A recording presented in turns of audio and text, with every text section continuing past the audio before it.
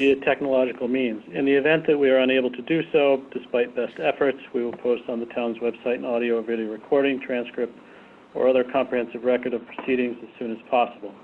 And I'd just like to remind everybody that this meeting is being recorded. So, Madam Chair, I'll turn it over to you. Great, thank you very much. So our agenda this evening begins with Form As. I understand we have 2 Form As. I wonder if there is anyone here. Mike Parsons, are you here for those Form As? Mike, you'll need to unmute yourself. Yeah. Good evening, Mike. Hello? Hi, we can hear you. Okay, good. So I think the first one you had on your agenda was for 450 Monterey Road is the first Form A that we have listed on our agenda. We could take them in either order, though. We also have 165 Monument Valley Road. If you could just tell us which one you're going to start with, that would be great. Yeah, I'm going to start with 453 Monterey Road. Brandy, do you want that on screen? If that's easy enough for you to do, Chris, that would be fantastic to put it on screen. I was just pulling it up on my tiny device. You should be able to see it now. Yes, thank you very much. Yeah, that's great. I can see it. So this is a property that's owned by MBT Bank. And they're going to split it into 2 pieces, neither of which constitute buildable lots in the town of Great Barrington, and they're so noted. The parcel with the greenhouse and the shed and the propane tanks is going to be conveyed to Matt Merritt, who owns the adjacent property, and I believe the other parcel is going to get conveyed to Desert Health, but I wouldn't ask you to make your determination based on that. And Mike, why are these lots being split? Is it the purpose of disposition? Yeah, Matt Merritt wants to own the greenhouse and the propane tank. And I don't know why we drew the line the way we drew it. But there must have been some method to what Matt Merritt wants to own. And then it left the other parcel. I think this property is in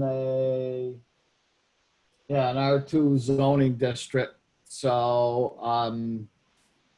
parcel 1A, they don't want to be a buildable lot. And I understand there's some subsurface stuff going on there. But be that as it may, we've got it clearly noted that it's not a lot under your zoning bylaws, and it's to be conveyed to an abutter. But we don't know if it's actually being conveyed to an abutter? I guess I'm concerned about. I have no knowledge of a purchase and sale agreement at this point. For parcel 1A, I do know that parcel 1B is going to be acquired by Matt Merritt, and he's got a signed purchase and sale agreement. And 1A is where they granted an easement for the parking, right? Right. Right. And what about that little driveway that goes between the parking? Was that also? That'll be abandoned as far as I know. I don't see any reason why anybody be wanting to use that. Well, isn't that parking still going to be used? Oh, the parking that goes across the corner between the 2 parking. Right, from the paved parking area on parcel 1A. Yeah, I'm sure there'll be an easement for that. Malcolm, I think it was you that asked the question. Yes, it was Mike. Yeah, I was looking at the roadway down in the back. Yeah. When I said that would be abandoned. But I'm sure the parking will remain. I mean, didn't the site plan review have an an assurance from MBT Bank that they would provide an easement, does that assurance still carry over with the other parcel if it gets conveyed and split off? There is a note in the upper left-hand corner of the survey sheet that says that the parcels are subject to and with the benefits and all rights, restrictions, conditions, easements, leases, encumbrances, and appurtenances of record. But do those easements currently exist, or were they promised? That's a good question. I don't think anything's yet been conveyed, so they're not going to exist until there's actually a conveyance of the property that creates the documents or creates the easements. But if they were all agreed upon and it was a condition of the site plan review, then I'm sure that there's no reason that they wouldn't. I mean, they'll run with the property once the deeds are drawn up. I don't know if I want to endorse this though, given the site plan approval we just granted for the adjacent property, subject to easements on what is now going to be parcel 1A and a small portion of parcel 1B. Yeah, but that would void it if they didn't have the easement. Yeah, this is Chris speaking. As the site plan review and the special permit require the easements, so Okay. if they want to exercise the approved use, still have to put those easements in place. Okay. So we don't have any risk there. No. Okay. So I move to endorse the Form A. Do we have a second on that? Second. Malcolm is seconding. Jonathan made the motion. Do we have any further discussion, gentlemen? I have a question. This is the first time I've ever seen a Form A that creates non-conforming lots. Is that common? Yes, Yeah, relatively common. as long as they're conveyed to the abutter, it doesn't matter. And it's the practice is that there's a note on the plan, Pedro, to indicate that they're not to be considered building lots.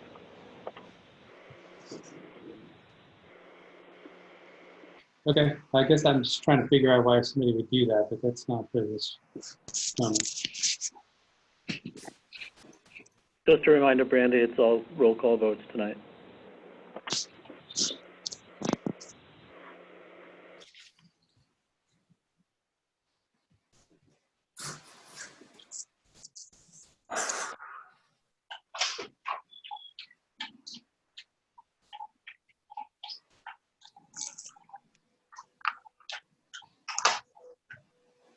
Lose Brandy? I can't, yeah, I didn't hear anything. It's pouring at my house. Hopefully she didn't lose power. Yeah, it's pretty bad here at Town Hall. Malcolm, Beautiful out here. Do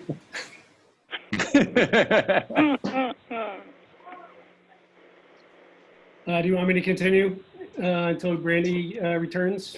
I think if you have a consensus of the board, I think you would be able to do that as vice chair. Shall I call through the roll to make sure everybody's in consensus with that or an approval of that? Sure. Brandy's coming back in. Jonathan? Brandy's coming back in now. Okay.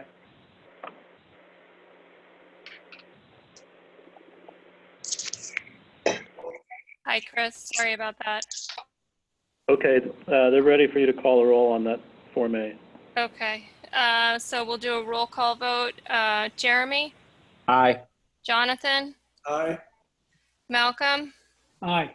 Pedro? Aye. Brandy? Aye.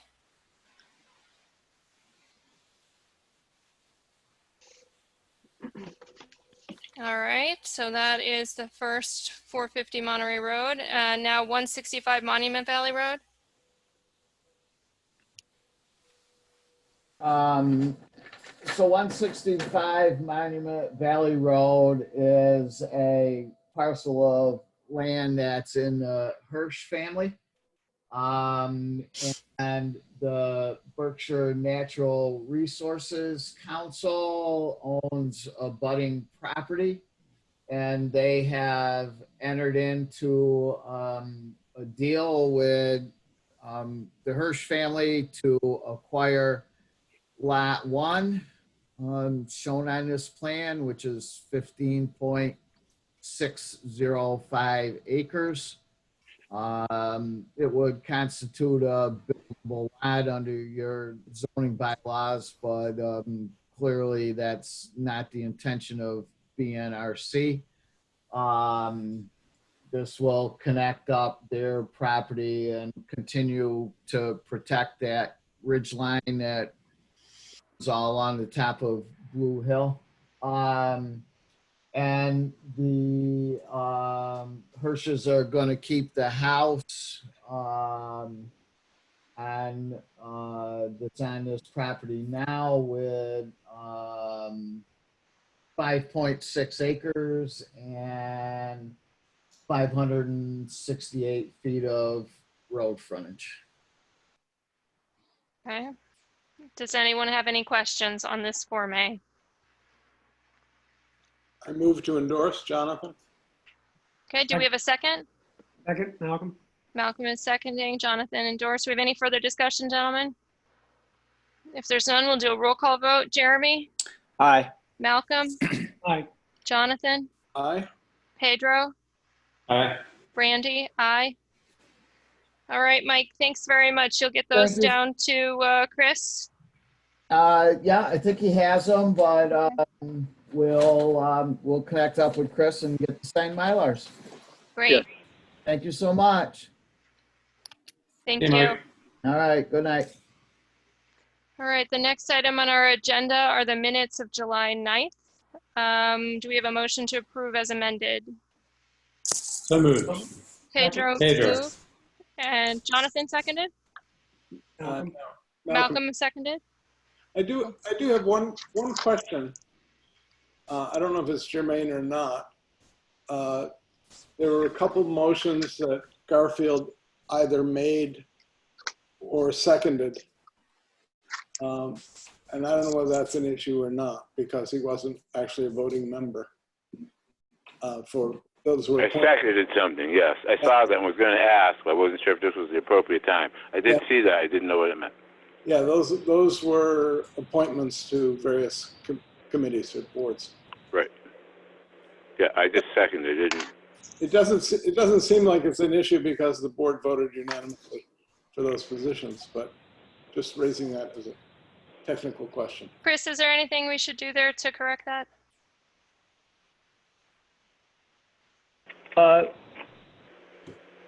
Well, technically, I guess Garfield wasn't elevated at that time. Is that the issue, Jonathan? You Yeah. think? Yes. Yeah. Yeah, maybe you want to revote it. It's not really an issue in the grand scheme of things. It's not like an adjudicatory proceeding. Well, may I ask, since we're on the subject? So I am not allowed to make a second. Is that what I'm understanding? Unless I am bumped up, so to speak. Probably true, Garfield. Okay. I've Okay. never encountered that issue before. So. Okay. All right. I raised it All right. with Mike Wise, and he didn't seem to think it was an issue, but It's up to you, Brandy, then. Well, maybe we can revisit that next week, or next meeting. I know we've got a very full agenda and a lot of people on.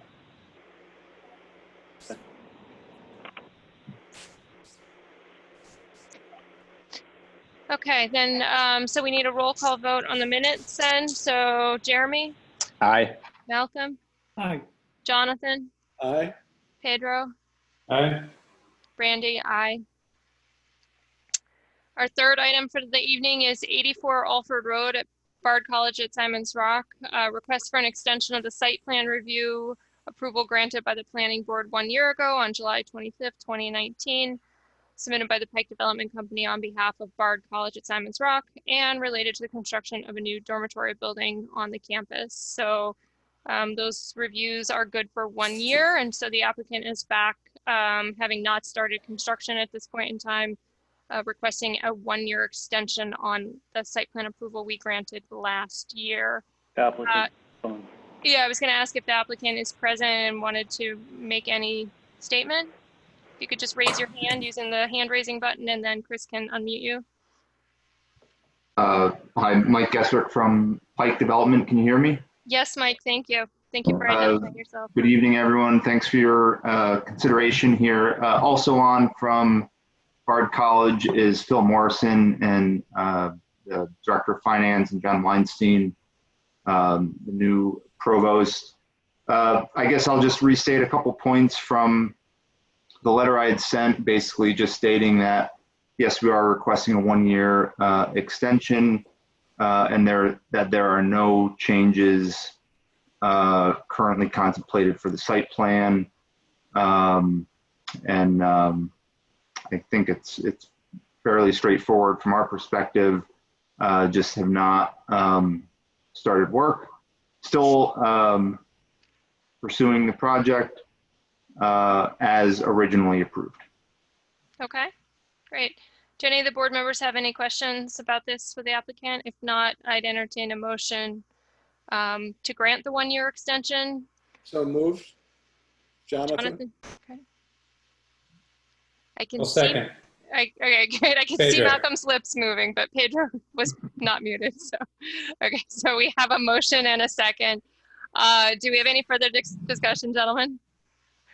If not, then we'll do roll call vote. So board members, please make sure you're unmuted. Jeremy? Aye. Malcolm? Aye. Jonathan? Aye. Pedro? Aye. Brandy? Aye. Great. Thank you guys. Appreciate you coming in and good luck. Thank you. Appreciate it. Thank you. Appreciate it. All right, fourth item on our agenda this evening is 70 Egremont Plain Road, Berkshire Aviation Enterprises.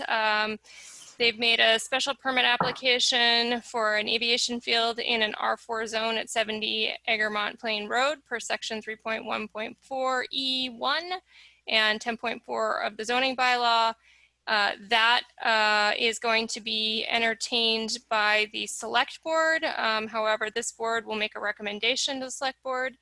And it is also subject to 10.5 site plan review for the application for the construction of new hangars. So this board will be undertaking a site plan review process and again, recommendation on a special permit. I understand there's a lot of people who are interested in this application. I want to be clear, this is not a public hearing. We are not opening up this for discussion by the whole public. There will be a public hearing process that the select board will be holding. So I encourage people to participate in that public hearing.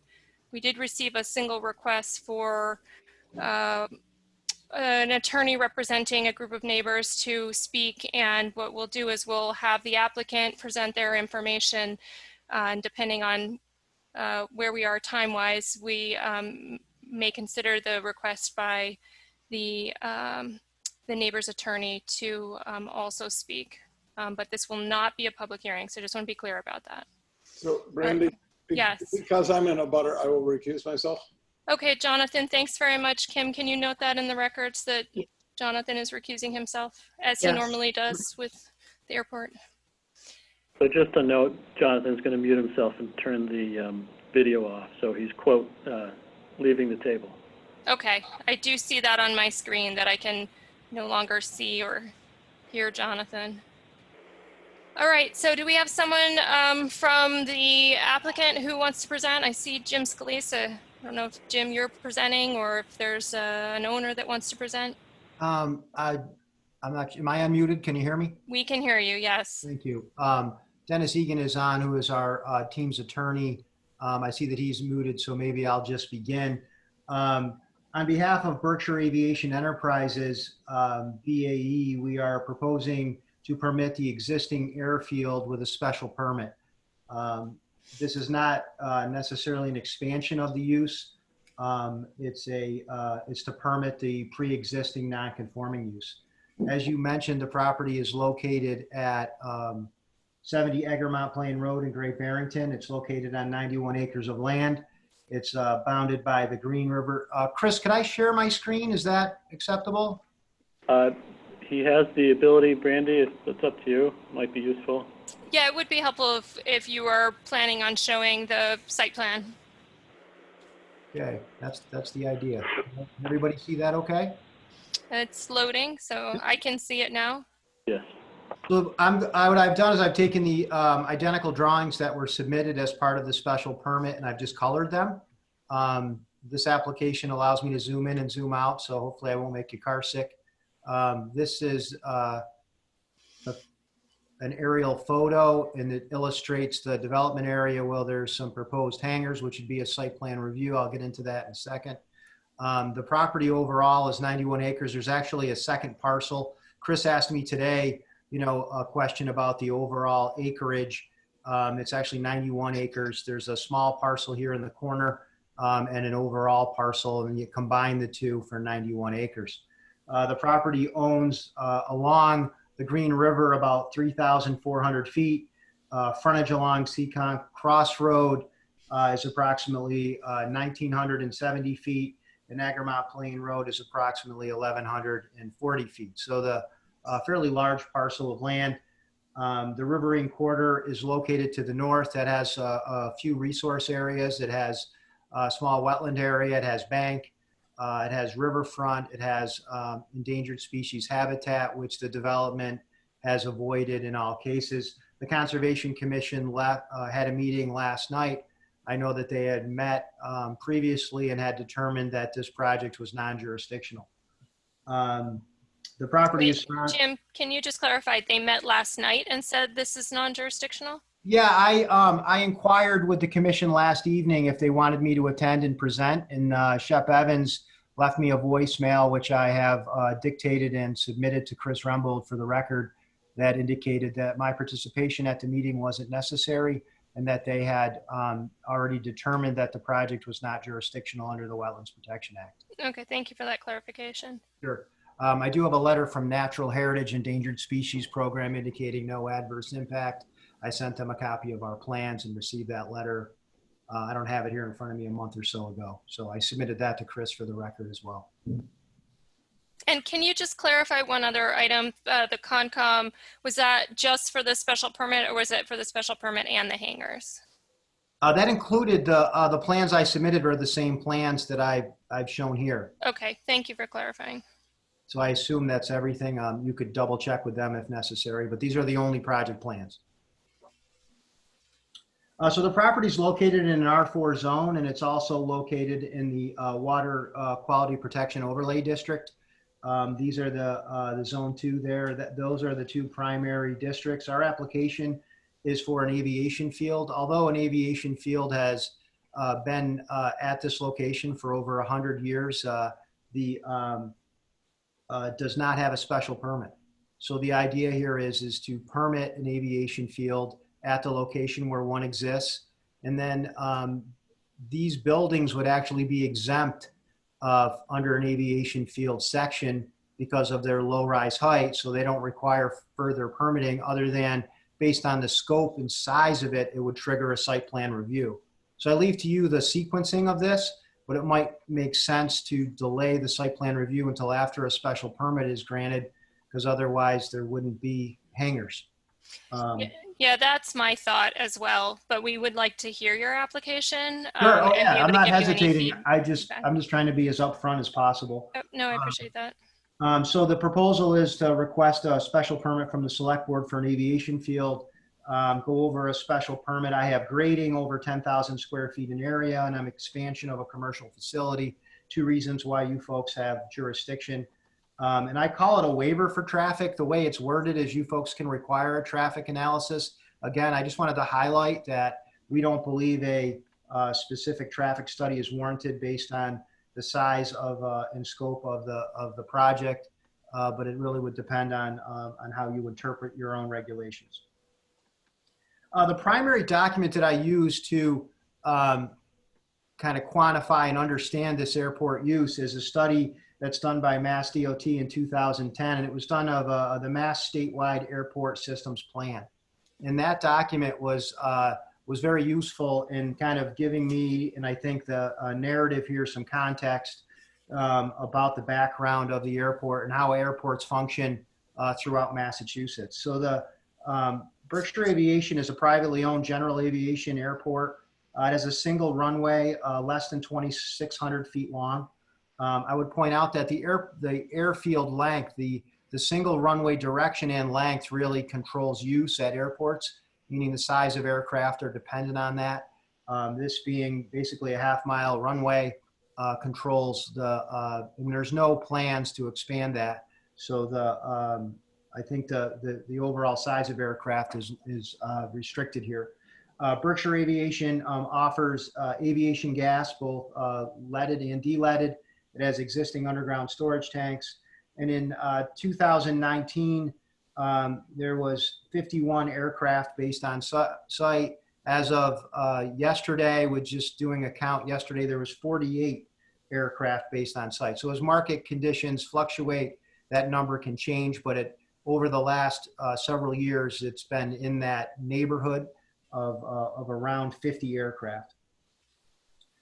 From 1990 to 2009, in almost a 20-year period, the aircraft comparison illustrates in that document that I referenced very flat growth through Massachusetts and New England as it relates to airfields and their use. So this is not a growing industry. It's a relatively stable industry, but it's not growing.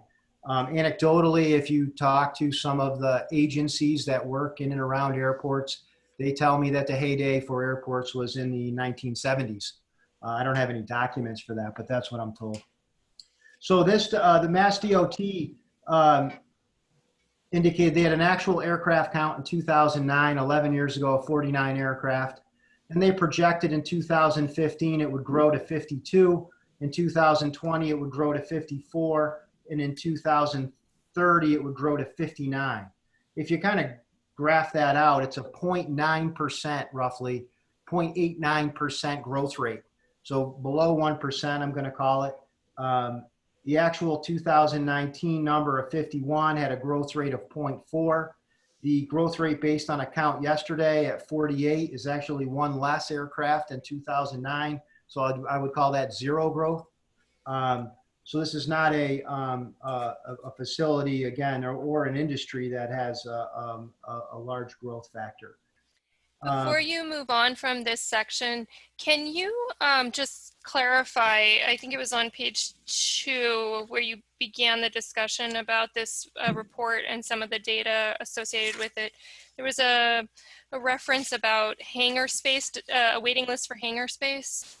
And it said that this airport had a request, a waiting list of 25 people for hangar space.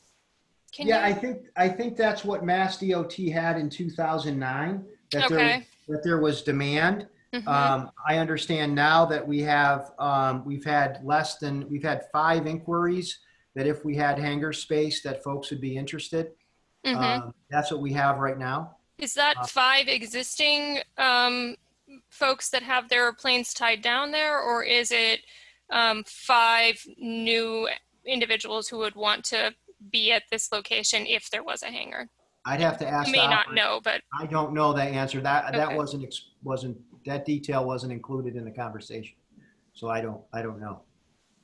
I was told that there was 4 or 5 inquiries. That Joe told me that yesterday. I would have to double check with him and get back to you on that. Okay. So I'm just going to continue. Yes, please. Thank you. The next item on my list is just to speak of the aquifer and the Water Quality Protection Overlay District. The existing project complies with the requirements. There are underground storage tanks, but the new tanks were installed, double wall fiberglass tanks with vapor recovery to the latest code standards. So that was done in complete accordance with the zoning bylaw. This facility is a pre-existing non-conforming facility, and thus, because it hasn't expanded or changed, meets the requirements of the bylaw for this section. Looking at the potential expansion of impervious area seems to be in that these proposed buildings will have, Berkshire Aviation will provide no maintenance activities, no storage activities of chemicals or any other mechanic type work in these buildings. They're just simply garages or hangars for aircraft. Then really the issue that it boils down to for the aquifer, in my opinion, is the amount of impervious area. And by looking at this proposed plan, looking at the proposed site plan, you can see the area that I've colored in the center is an area that increases the impervious area, obviously, but it increases it to 12.4%. And as a result, no formal permit is required or requested. I know there was a comment made or has been questioned about the potential, because we're looking for a special permit for the existing airport, is how is the sewer impacted as it relates to use, and that this building was originally a house. If that building was a 3-bedroom house, that's 330 gallons a day, and the sewer flow per passenger is 5 gallons. That's 66 passengers per day. That would be a extreme amount of passengers. So the existing septic field, understanding that the residential uses are pretty intense, whereas this type of use is not intense as it relates to septic fields. The existing septic field is adequate. We have a very sandy soil, and we have a groundwater depth of about 15 feet. So we have ideal conditions here for both groundwater recharge and for septic fields. So even though there's no formal permit required, mitigation is included in our operations. One is the new double wall tanks that I mentioned. The expansion includes full compliance with the Mass DEP stormwater management policy. The groundwater is approximately 15 feet below finished grade, which provides separation to groundwater of our groundwater infiltration measures of over 10 feet, which is very good. Our TSS removal rate is required under those regulations to be 80%, and we're proposing 98%. So we're exceeding the standard, and we have full groundwater recharge included in our design, and providing about 10,000 cubic feet of recharge volume, which is a big improvement here at this location. So dimensionally, if you look at this site, I have some dimensions on this plan. It's a 2-acre zone. We need a 200-foot width, 50 foot of frontage, 20-foot side, 30-foot rear. We have, 1,000-foot width. We have 91 acres. We have 700 feet in the front setback, 500 feet on the side, over 300 in the rear. Our coverage is less than 2% and a 10% threshold. Our proposed buildings are 1-story buildings. We're allowed 2.5. The maximum height is 35 feet, and we're proposing 16 feet 6 inches. So dimensionally, this project meets all dimensional requirements under the bylaw in an R4 zone. Existing non-conforming uses are permitted since ongoing use of the property as an airfield since the 1920s. Again, we do have some non-conformities dimensionally of the existing buildings. We're not proposing any modification or change to any of those, so we believe those can continue. Landscaping, if you looked in the application book, I took some pictures around the existing building, and in doing so, in this corner, there's a fair amount of exterior tanks, a shed, a dumpster around the existing hangar here, and it's our opinion that this needs to be screened. If a special permit were to be granted, we're proposing an evergreen screen along the rear, extending behind the building and covering this area, as well as providing a dumpster enclosure in the existing area.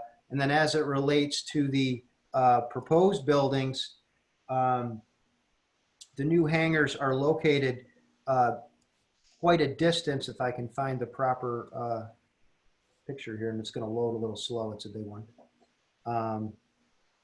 Bear with me.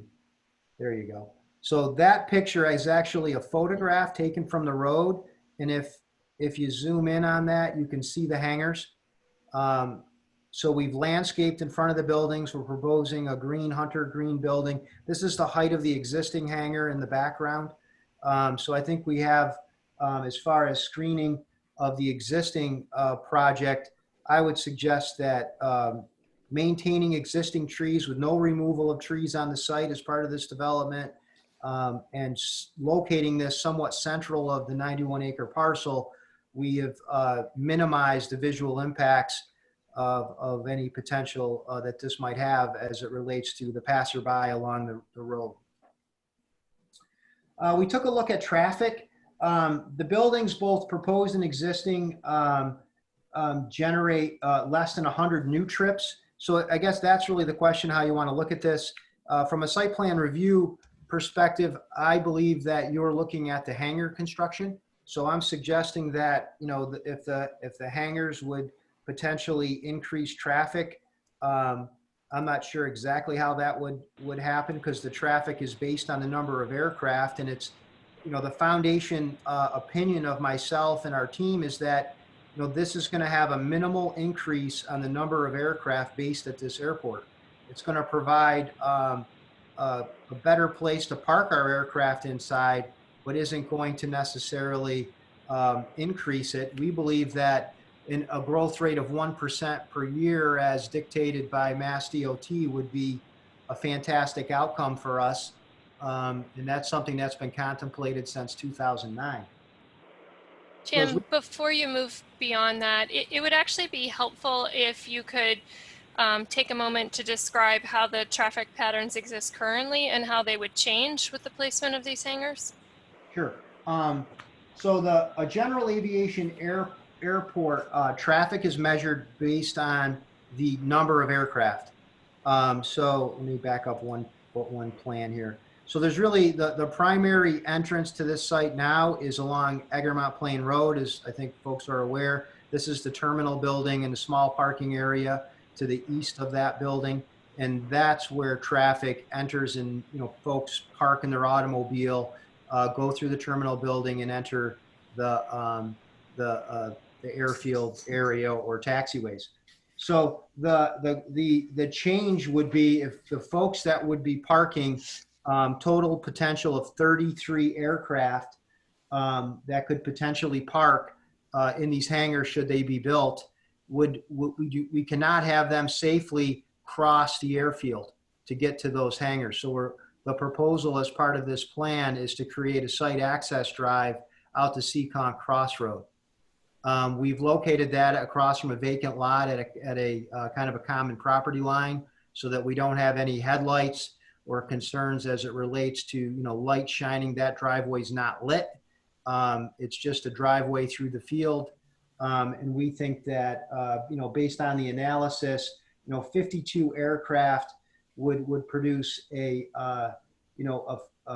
one car every approximately 6 minutes during that peak hour on a Saturday. So the middle of the day in a Saturday, you might have a car every 5 or 6 minutes on that driveway.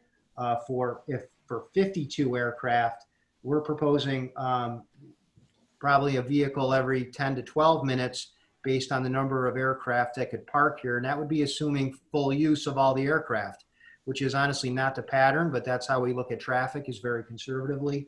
But just a portion of vehicles. So out of 30 vehicles on a weekend peak hour, approximately half of those would be on this driveway and half would be on Egremont Plain Road. So that would be the difference. Does that answer the question?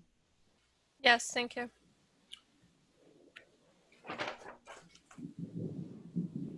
So the board ultimately, I'm not sure tonight, but has a decision to make as to whether they want additional study of traffic. These are very low traffic volumes from a traffic engineer's perspective. From a DOT perspective, 2,000 trips is considered significant.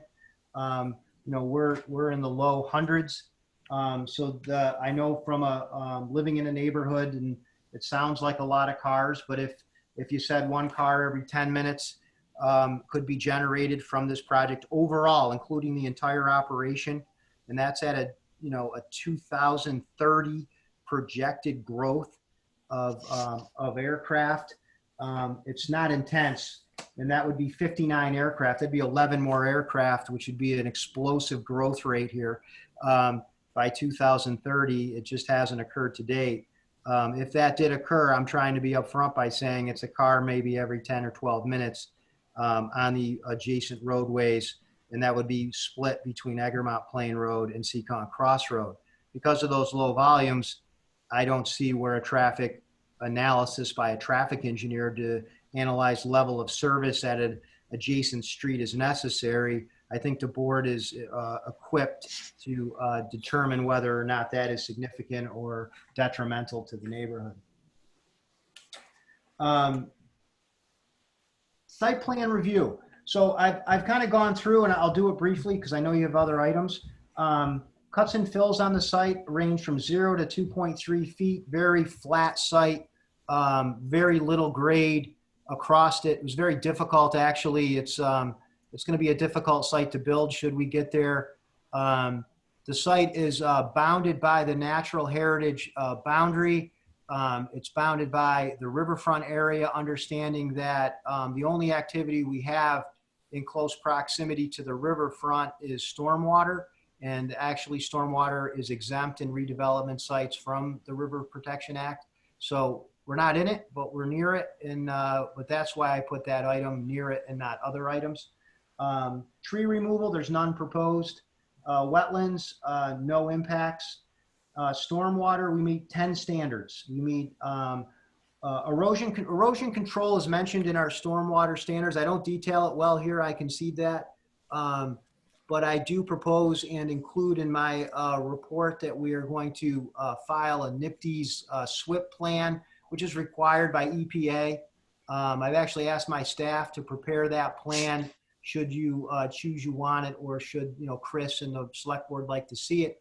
But I do call out this line as the limit of work on the site plan, which, you know, details that there's absolutely no proposal to go beyond this limit of work line, which establishes work, and erosion controls will be approximately 50 feet beyond our limit of actual construction in both directions. So, but it really will be an erosion control line, a tracking pad, and then some notes regarding stockpiling soil. But since the grading is so minimal and the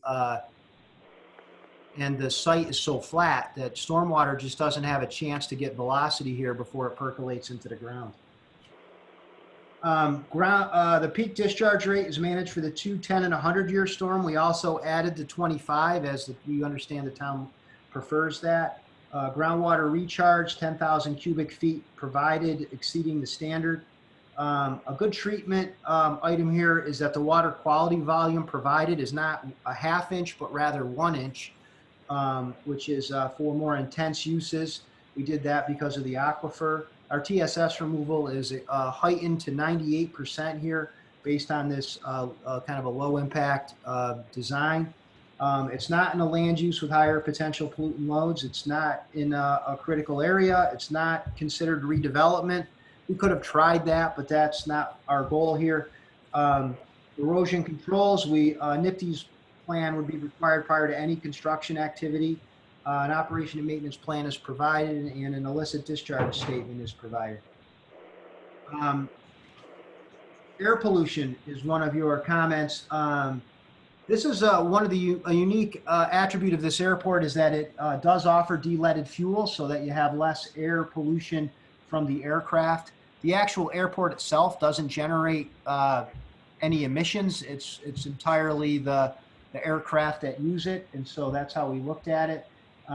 We looked at the amount that this airfield would generate based on its traffic. Because it's a low traffic airport, it's a very small generator as compared to state and national standards. Honestly, after doing some research, the problem with airports and air quality is a national one, and it's really the fault lies with the failure of the U.S. government to implement standards for de-leaded fuel. That needs to happen. It hasn't. This airport can stand on higher ground, I think, because they offer it before it's been mandated. Water pollution, stormwater is properly managed. As I explained, the underground storage tanks have already been replaced, so they're up to full current codes. We believe that groundwater is adequately protected at the site. There's no floor drains on the site. There's no floor drains proposed in any of these buildings. There's no pathway for any water to get to the groundwater, but without going through a stormwater treatment system. Vehicle safety is one of your criteria, which is, again, reinforces the concept that you wouldn't want vehicles driving from Egremont Plain Road across the airfield to get to these hangars. We believe that would be a conflict. Parking at the new hangars is located at the north end of the proposed hangars in all cases. This way they're avoiding any conflicts with aircraft traffic. The reorganization of the existing parking. Being out there a number of times since I've been involved in this project, I see that some vehicles occasionally are parked along the road, which I find to be a bit chaotic. The idea here is to really just use, we have an existing tie-down area where we could put some overflow parking, just drive on the grass and park some vehicles in this area rather than park them on the road. We think with some simple fencing, we could fit 29 cars there, which again, under that 2030, explosive growth scenario, which we don't anticipate, but we're kind of planning for the worst and hoping for the best. In that situation, we've provided an area. I think that's a shortcoming at the airport now, and that's something we want to correct. Minimize obstruction of views. I think the photograph speaks for itself that I showed you. I think that's number 9. Number 7. If my computer doesn't die on that. And so, the building location is set back from the publicly accessible locations. On the westerly edge of this, there's existing tree line that's going to be maintained. Otherwise, these are tucked nicely into with the backdrop of the existing trees. They don't create a silhouette, and the color blends, this being probably the worst case scenario in a winter photo. In the summer, they would blend in with the surroundings. Buildings are low height, 16 foot 6 inches. We do include landscape islands in front of each building to minimize the industrial and institutional look as best we can. And again, the backdrop is the riverine forest. Item 4 in your bylaw is minimize visual intrusion. So we're going to remove the occasional parking along North Plain Road. We're going to screen the existing hangars, and we're going to landscape the new buildings. Lighting. This is a copy of the lighting plan that was included in the application. What I've done to color that is color it along what I'll call the foot candle line of 0 foot candles. You can see here there's a tree line on the left side that's maintained. I know there's residential abutters in that area. I've picked a light fixture that is on a head that can be tilted, so that allows adjustment after the fact. The mounting height is on the eave edge of the building, which is only 15 feet high. And I've put the intense light between the buildings. That way, should someone pull in with an aircraft at night and the lights turn on, these are all going to be on a separate frequency as the runway lights, so they don't just automatically all turn on. And then we're going to set this up so they're motion activated. So if an aircraft pulls in the taxiway and pulls to their hangar, only those lights turn on. And then those lights, again, having an adjustable head allows us to direct that. They're all downcast cutoff fixtures, and they can be further adjusted to be absolutely dead horizontal should that be an issue. But you can see by the foot candle pattern that it's lighting up the taxiways right in front of the hangars and immediately surrounding that development area, and nowhere near any adjacent property lines.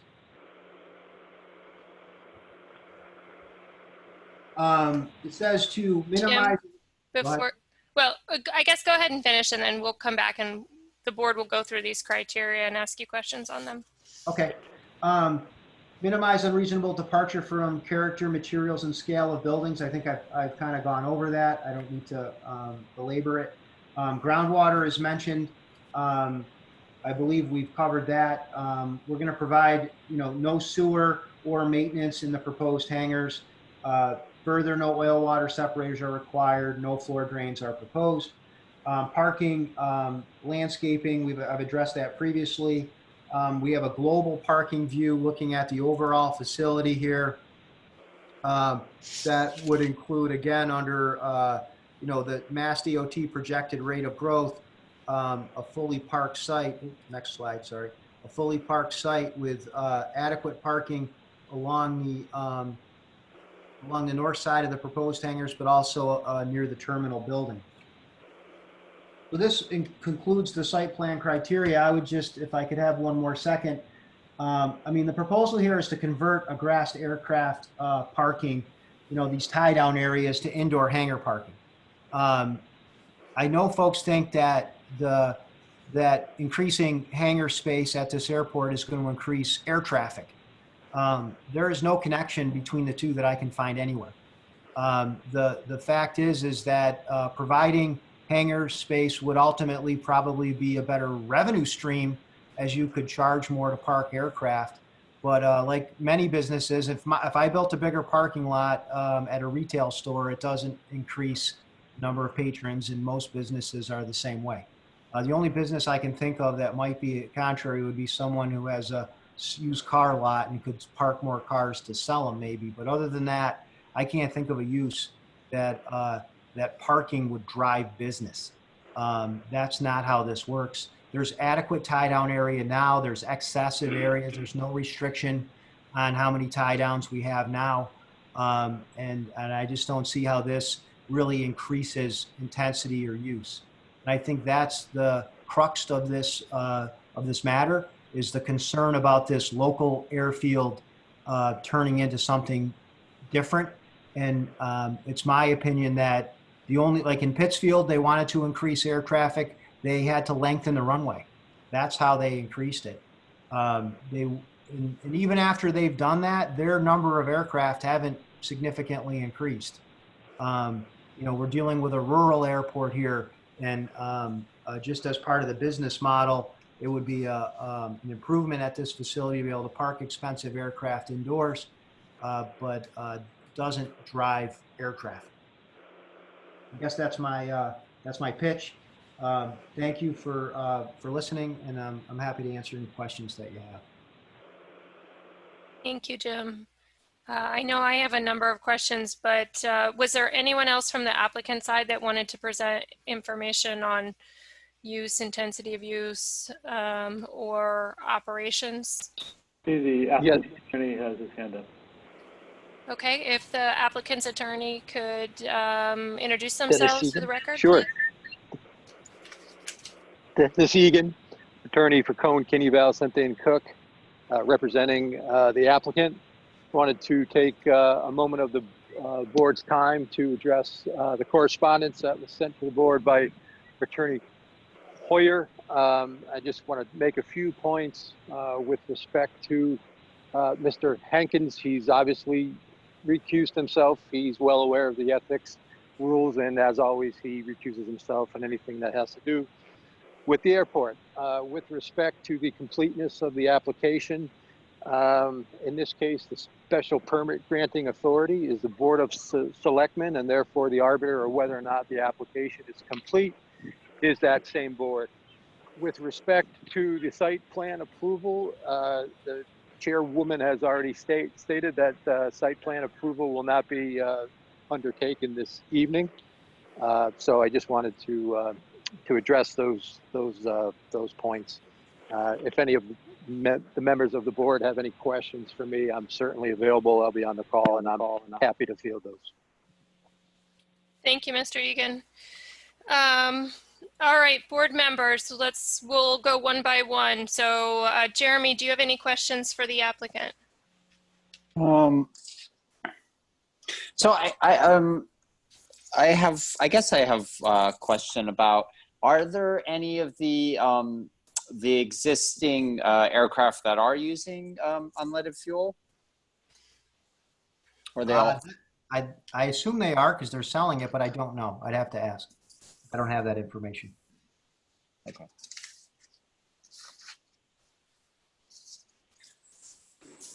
Jeremy, do you have anything? No, I think that's it. I'll wait for the other board members to ask. Okay.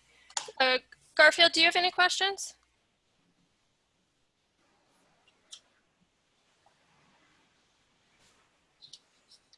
Oh, if it's after 7, I think Garfield had to go. So, so we'll go to Pedro. Do you have any questions on the application?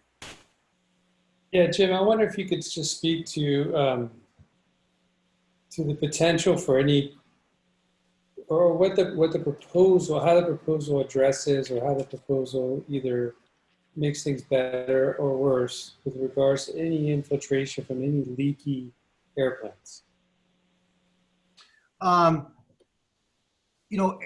Understand how aircraft are maintained. I mean, a perfectly good aircraft with a certain number of hours is completely torn apart and rebuilt. They're meticulously maintained, because if your motor breaks while you're flying, obviously it's catastrophic. So the typical aircraft is maintained at a much higher level than an automobile. Let's put it that way.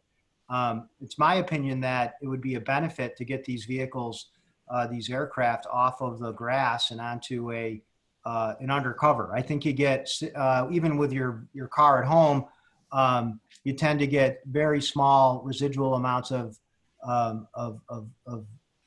I guess I'll call them contaminants. It's from a stormwater perspective. I don't want to overstate that. They're not oil and hazardous materials, but they're not necessarily drinking water standards, that water that runs off the roof of your car. And I think it's similar with this. We have basically a parking lot with vehicles parked in it all the time, and it would be better to have them in garages. So, and I know, I have flown an aircraft. I know that you check the fuel in the fuel tank for water before you take off. And there's an old standing habit of pilots. When I was taught 25 years ago, you throw that on the ground. And that's not what we want to hear. I'm not saying that happens here, but that's how I was taught in Pittsfield. And I think that, again, putting these aircraft in hangars in a contained area would allow us to manage that better. Those folks, we could give them methods to improve on that very small practice that happens before takeoff. So I think this project results in an improvement as it relates to vehicles being parked outdoors versus indoors. But Jim, since you have experience with aircraft, would you say that an aircraft is less likely to leak any of its fluids than an automobile? Yeah, I would. Absolutely.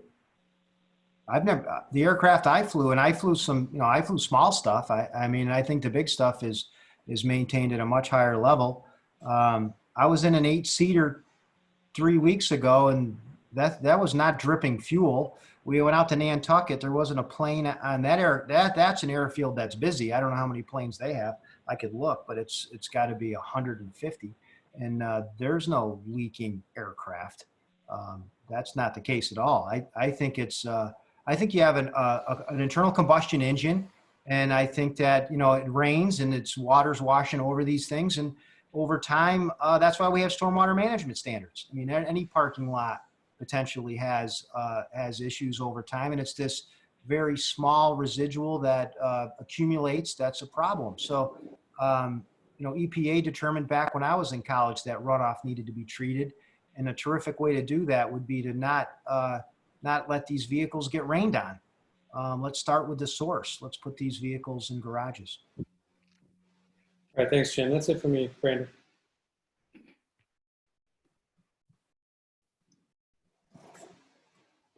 Malcolm, do you have any questions for the applicant? I don't have any specific questions related to site plan review, but I'm hoping that we will not be voting on site plan review tonight. I don't know if we've definitively decided that, but we will be expected to come up with recommendations as far as the special permit. And we haven't really discussed those issues. And I think that's maybe more to the point of what we need to act on tonight, if I'm not mistaken. I don't know what the timing or the schedule is. Maybe you could address that a little bit, Brandy, if that's something we need to go over. Yeah. So Chris can totally jump in and correct me if I'm wrong, but I believe the special permit is being heard on the 10th of August. Right, that's right. By the select board. And this board's next meeting is the 13th of August.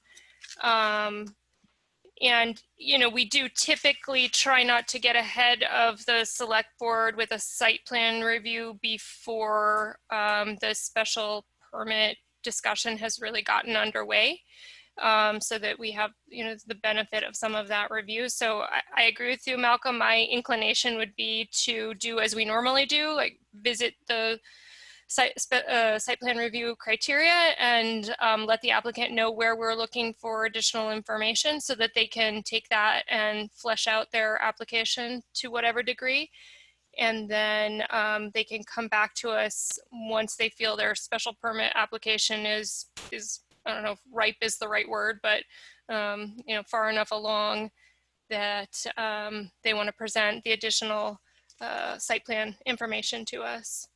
Well, then, in regard to the site plan information, the Mhm. only potential question I would have is related to the change in the traffic pattern. I mean, there is a change in the traffic pattern, and I think Jim addressed that. That there would be basically a diversion, as I understand it, of 10 cars per hour from the main entrance over to the Seacon Crossroad entrance. And I don't know if that warrants a traffic study or not. I would think that would be the only question in my mind. Yeah, I'm happy to discuss that with the board if anyone else has an opinion on traffic. I don't know that it warrants a full traffic study as is enumerated in our code. It would be helpful, in my opinion, to know what the existing traffic volumes are on Egremont Plain and Seacon Cross, and then comparatively what traffic is being added or deducted from each, just so you have that information. I think that that could be helpful in understanding how the traffic is being split up over. Yeah. Oh, sorry, that's Chris. Go ahead. The town's 2010 counts on Egremont Plain Road were 2,400 a day. Okay. And there were counts in 2014 on Seacon Crossroad, just under 300 a day. 300 per day. So we're talking about, Jim, 10, did you say the 30 trips would be split between the? Yeah, I would say you're going to have, in a peak hour we're talking about, or average daily? I think those counts would be average daily, right, Chris? Those are average daily. So a weekend daily trip would be, for the whole airport would be, with 52 aircraft, would be 235 trips for the entire facility. So 10 cars an hour, so 5 from each driveway. You know, every car every 15 minutes at each location would be a weekend daily trips at full capacity. So Jim, if you could just, compare that to the average dailies that Chris just provided so that you can see the percent change, I think that'd be helpful in understanding a level of impact. You don't want me to do that now? You want me to write you something up? Yeah, I don't think you need to do it on the fly at the moment. Okay. Yeah, okay. Malcolm, anything else on your end? No. So from my perspective, I'd really like us to be able to understand the construction of the hangars a little bit more. I didn't see in the packet that you provided elevations of those hangars. And in particular, I'm curious how your graphic, is this a pre-engineered metal building that's being installed? Exactly. Yeah, my apologies. There is a small cross section from the manufacturer that shows the height. It was really tiny. Yeah, right. I know. So we've got a pre-engineered. I'll get you those plans before your next meeting. In particular, Jim, it'd be nice to see the longitudinal, the long elevation. Okay. Just because for the visual impacts on Seacon Crossroad, be good to be able to see, like, what are you looking at? Are you looking at overhead doors, or are you looking at big slider doors? Or Yep. Okay, good question. We'll give you a view much like this photograph, and then we can give you a straight up elevation of the end wall and of the side wall of the building with the doors. It would also be great if on your plan view you could show where this image is taken from so that we can understand the perspective. And I did not notice that in your application materials. Okay. And then, if that elevation view from Seacon Crossroad shows any degree of, need for landscaping along that west end, we should look at that. And then my sense would be that I would just, without being presumptuous, I think that would be just a wise thing to do, right? Maybe beyond that stormwater basin. Right. We've got plenty of room here. We can, and then I have a cross section that shows that I have height. This might be difficult to read, but that was helpful. There's a slope here that I need to maintain. So I can put low-rise landscaping. This is kind of the view you're going to get. It'll be upgraded better than a civil engineer will draw, but this elevation of the building is the proposed hangar, I can landscape that for sure. Yep. And then that slope, that's part of an FAA clear zone that has to be maintained? That's right. That's Okay. right. I have a couple of setbacks. I have a horizontal setback, and then I have a sloped setback, a 7-to-1 Yep. No obstruction area. Okay, great. And then going to your lighting plan, Okay. you know, those adjustable floodlights are like exactly what we don't want to see in Great Barrington, because they tend to not be installed at the angle of tilt that you model. They tend to be installed for maximum casting. And I'm a little bit concerned about the glare that you would see. Not so much the foot candles, because the modeling does show that the foot candles run out, but we are seeing, particularly with the use of LED lights and these wall-mounted floodlights, that there's glare that can be created that can be pretty intrusive. So these worked really well with the 20%, but if they were installed improperly, they would be a problem. I agree. And I'm most concerned again with that eastern end. I was curious with your lumen footprint there. Do you intend to have some pole-mounted lights that shine back towards the building? That's right. Yeah. That's how I was doing that. That way that's how I minimized the glare. They're kind of cut off light fixtures. If you zoom in, let's see if I can do that. Yeah, the light is, it may move the color on me if I'm not careful. There's a light fixture right there. Yeah, okay. That's my direction. And that's like a 20-degree tilt, and there's your light field around the light. Yeah. So it's shining. I'm trying to shine it right at the garage door. You know, yeah. And then I have one that's downcast, set up here. It seemed to me that if so, the alternative is to have pole-mounted lights. They might be a little higher, but they'd be a true cutoff, right? You could make those horizontal. Yeah, I mean, I don't know if you can get a bug rating on these floodlights. I'm not familiar with that myself. Okay. But that's the backlight, uplight, and glare rating.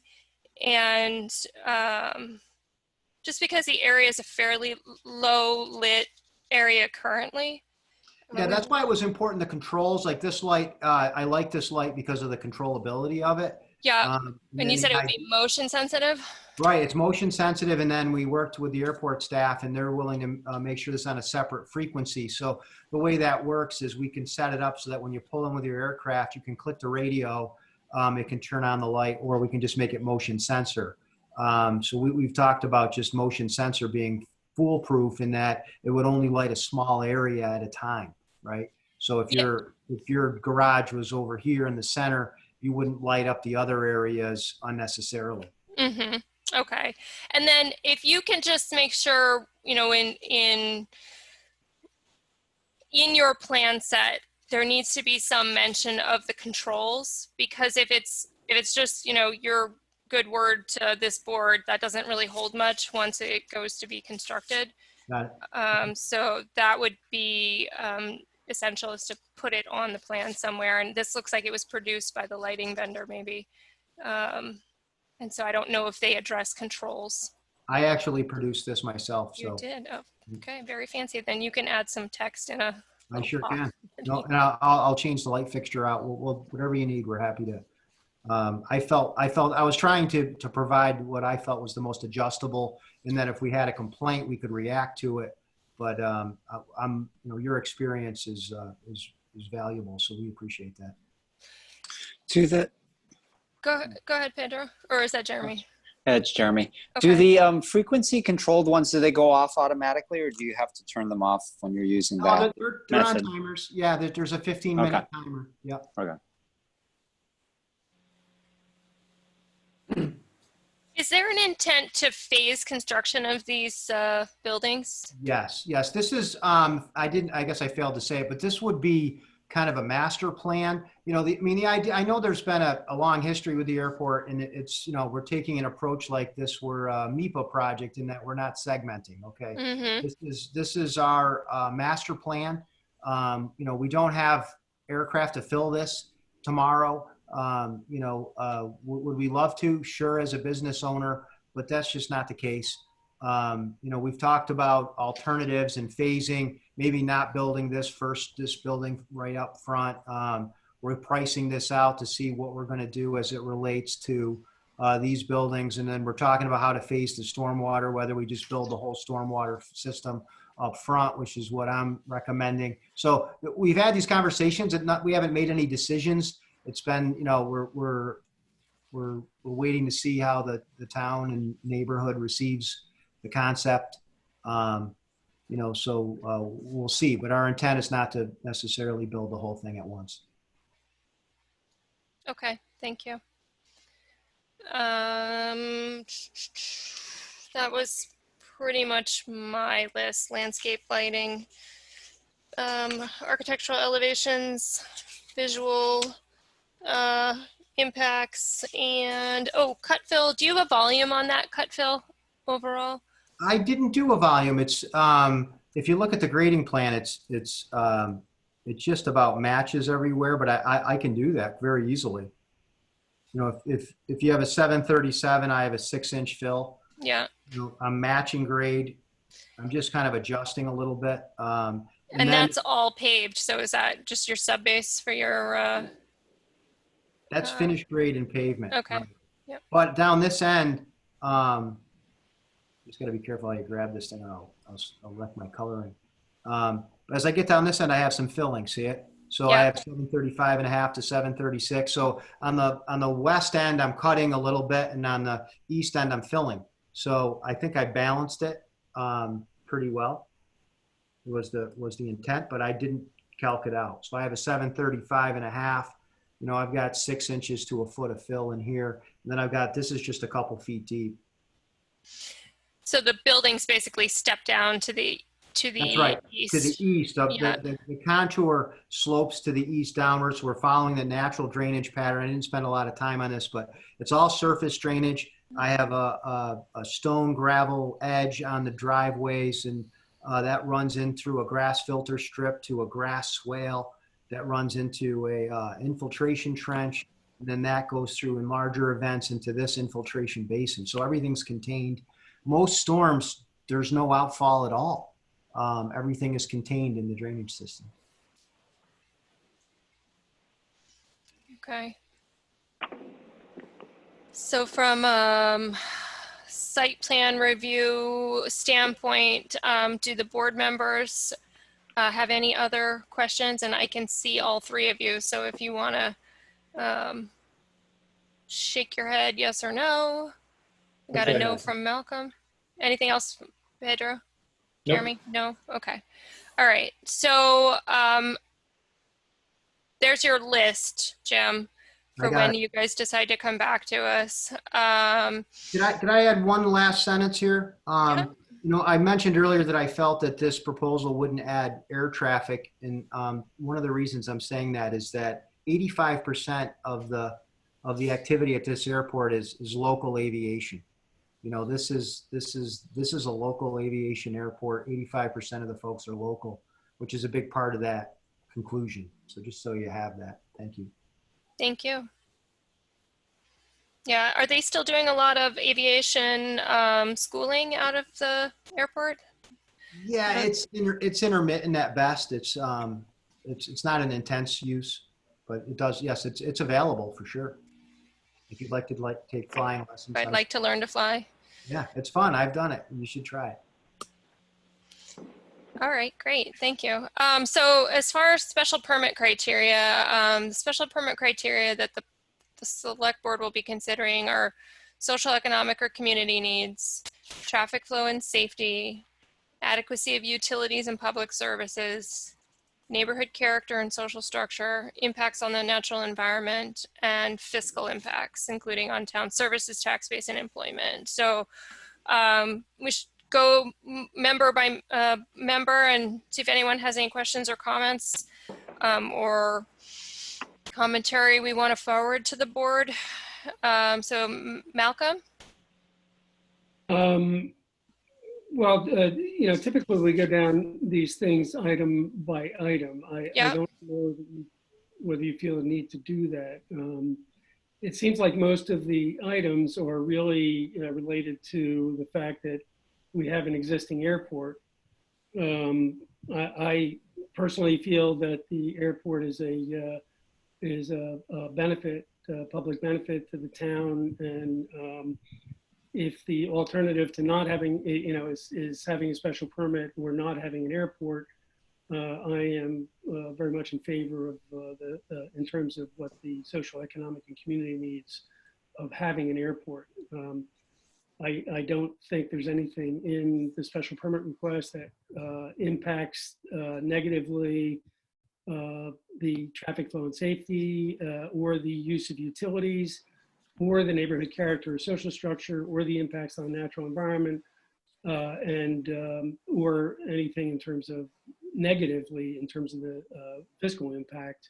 It could only be positive if they need to hire somebody to maintain the buildings or to service the buildings, that kind of thing. So I think in general, I am very much in favor of forwarding a positive recommendation to the select board as far as the special permit goes.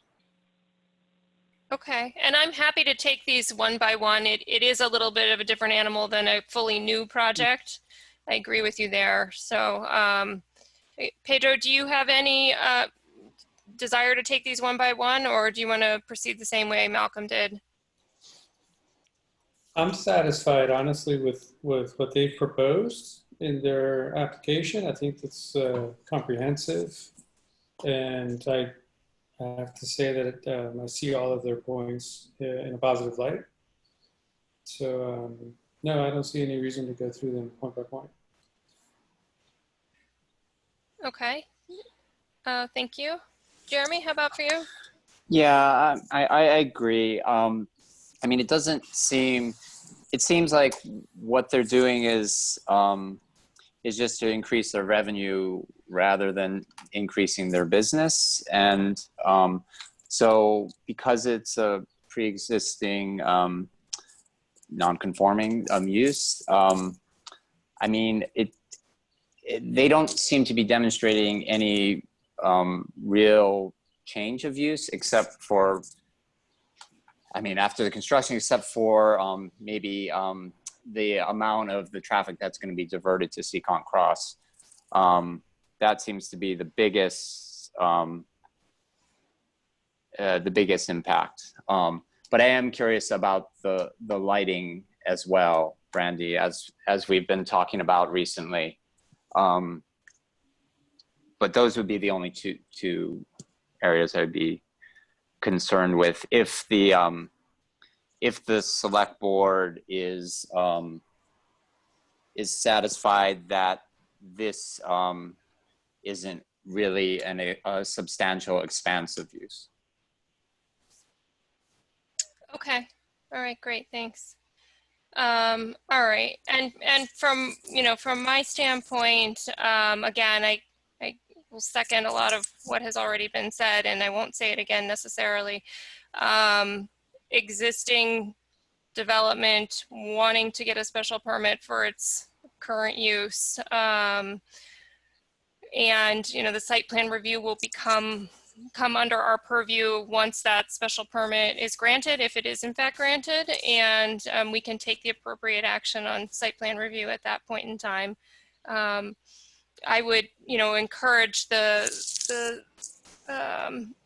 select board to look at the issue of neighborhood character. The site is laid out such that a lot of the activity is very deep into the property from the Seacon Cross standpoint, and there's not a proposal for significant expansion of that in the direction of the neighbors that are to the west. So I think they've done a nice job trying to lay it out, and I think it makes a lot of sense to put those planes undercover as opposed to having them out in a field. I do know, Chris, you're still with us, right? Yes. Is the neighbor's attorney raising their hand? No. Yep. I do. But Go ahead, Chris. certainly could call on them if they are on the line. So, Okay. but I don't know if you want to keep proceeding with this on the recommendation course regarding the special permit. Yeah, I think we can come back to it if necessary. Jeremy, did you have something else? Well, I just had one more thing, that if this does come back to us for site plan, when with regards to what Pedro was asking, when Jim was talking about the, was that it's common practice that when there's water in the gas, that a small amount of that water gas gets just thrown on the ground? That's the way it was 25 years ago, 30 years ago. So I think that's the perception. There's a little clear vial and it has a little like toothpick in it, and you stick it into the valve and you check to make sure there's not water in the fuel. And you know, the old school way was to throw it on the ground. I think that would potentially be the absolute worst situation. I think if we had hangars like this, I could put a 5-gallon pail in the hangars with some speedy dry and manage that as a owner much easier than I can on a lawn. But either way, it's something we need to manage for sure. We've talked about it. We talked about it a year ago. So do airports themselves try to make recommendations or try to monitor that, or yeah, there's change practice? Yeah, there's already a policy, for example, on noise, on how folks approach this airport. There's a noise abatement plan that is part of the website for the airport. So it's one of those things where you have to police it. It's difficult because you get folks from the public using the airport at different times. And so I'm not going to suggest that if someone's taken off at 1 in.the morning, that there'll be someone there to watch them. But at the same token, I think if you put policies in and there's education, people have aircraft parked here, you know, you're going to send them a bill, you can send them the policy along with their bill every month or whatever. So there's ways to manage it, much like you have at any other club, like a golf course or what have you. There's certain rules of conduct.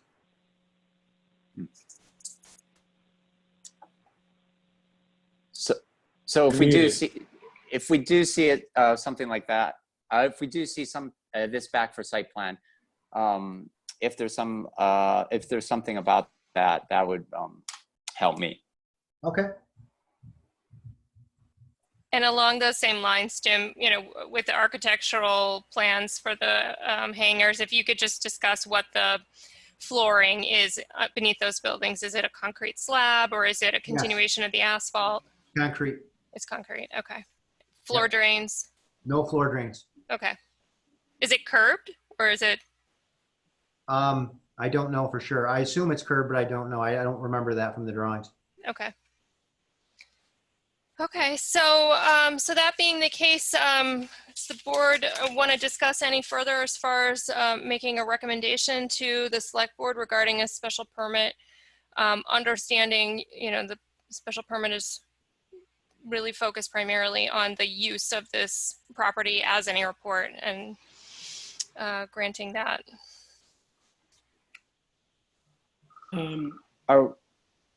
Brandy, were you going to entertain hearing from There's the been neighbors? no hand raising, so Up now. His hand. I can't see everybody because I'm looking at all the. It's up now, Brandy. Okay. Let's see. I'm sorry, I don't have the attorney's name in front of me here. You're here. I hope I'm pronouncing that right. That's correct. Okay. Is it Hewer? It is. Okay, Mr. Hewer, I understand you had a very brief statement you wanted to make. That's right, Madam Chair. If you'd entertain it, I'd appreciate it. Yep, thank you. Could I, this is Chris, just interrupt. Could we end the screen share, Jim? Is that okay with you? Oh, sure. Sorry. Stop share. Yep. Thanks, Jim. You got it. Go ahead, Mr. Hewer. Thank you, Madam Chair. My name is Ted Hewer. I'm an attorney at Foley Hoag. I represent statutory butter Holly Hamer, who's at 99 Seagon Cross. And you have a letter in your file, I believe, submitted on our letterhead outlining a number of comments and concerns with the proposal. I certainly don't intend to repeat that now, but I would ask that it be taken as part of the record of the proceeding. Yes, we have received the letter. It's been circulated to the board members and it will be included in the record. Thank you, Madam Chair. The comments I want to make, and I will be brief, I was for a long time member of my own zoning board, and I understand attorneys can go on at length, and I don't want to do that to any of you. Two main points. The first is that we would urge the planning board to continue the hearing until BAE submits a procedurally conforming application. You've heard this evening, a number of comments from all of you on the board asking the applicant questions that should have been in the plan to begin with. And they're not minor things. They're things like, do you have elevations of the buildings that you intend to build? That's a pretty basic element. Do you have plans for your lighting plans? We've kind of walked through an ad hoc lighting plan here on the fly. It's asking a request for a waiver of traffic impact, even though we've had a concession by the applicant that traffic is going to change, and we've just had a discussion about how much traffic there is or isn't. All those things should have been in the application to begin with. Doing them on the fly is a disservice to the public, even though it does provide beneficial information to the board. And certainly where this board is providing a recommendation to the select board indeed is the final arbiter, but where there are a number of missing elements in the application that they don't have, they're not privy to, it seems inappropriate that this board make a recommendation to that board on an incomplete application that board will request to have almost certainly. There's been no waiver request for any of the items that have kind of been filled in as we go. The second point is that if the board does intend to proceed forward on the special permit recommendation, I'd make a couple of points that, on the 6 elements that the board needs to consider and needs to find that the benefits outweigh the detriments, we think there are a serious number of concerns.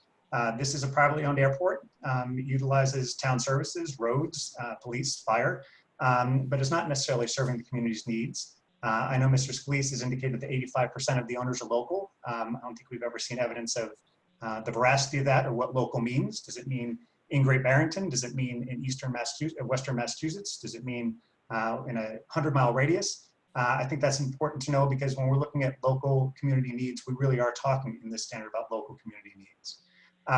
We've identified a number of traffic flow issues, particularly given that you would need to drive around from Seacon Cross Road all the way down back to the terminal and then go back again to your hangars. There's no way to access them otherwise because the runway bisects the property and we're not allowed to walk across runways. The airport has made that clear.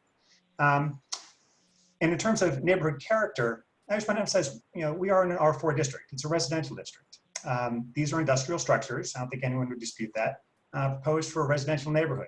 And that's the character of the neighborhood that's relevant for the evaluation of a special permit criteria.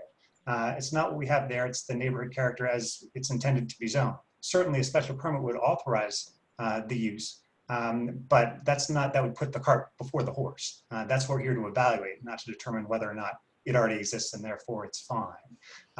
And that kind of goes to one last point, which is that there's section 7.2 of the ordinance, something we haven't discussed at all tonight. And that's specific to airfields.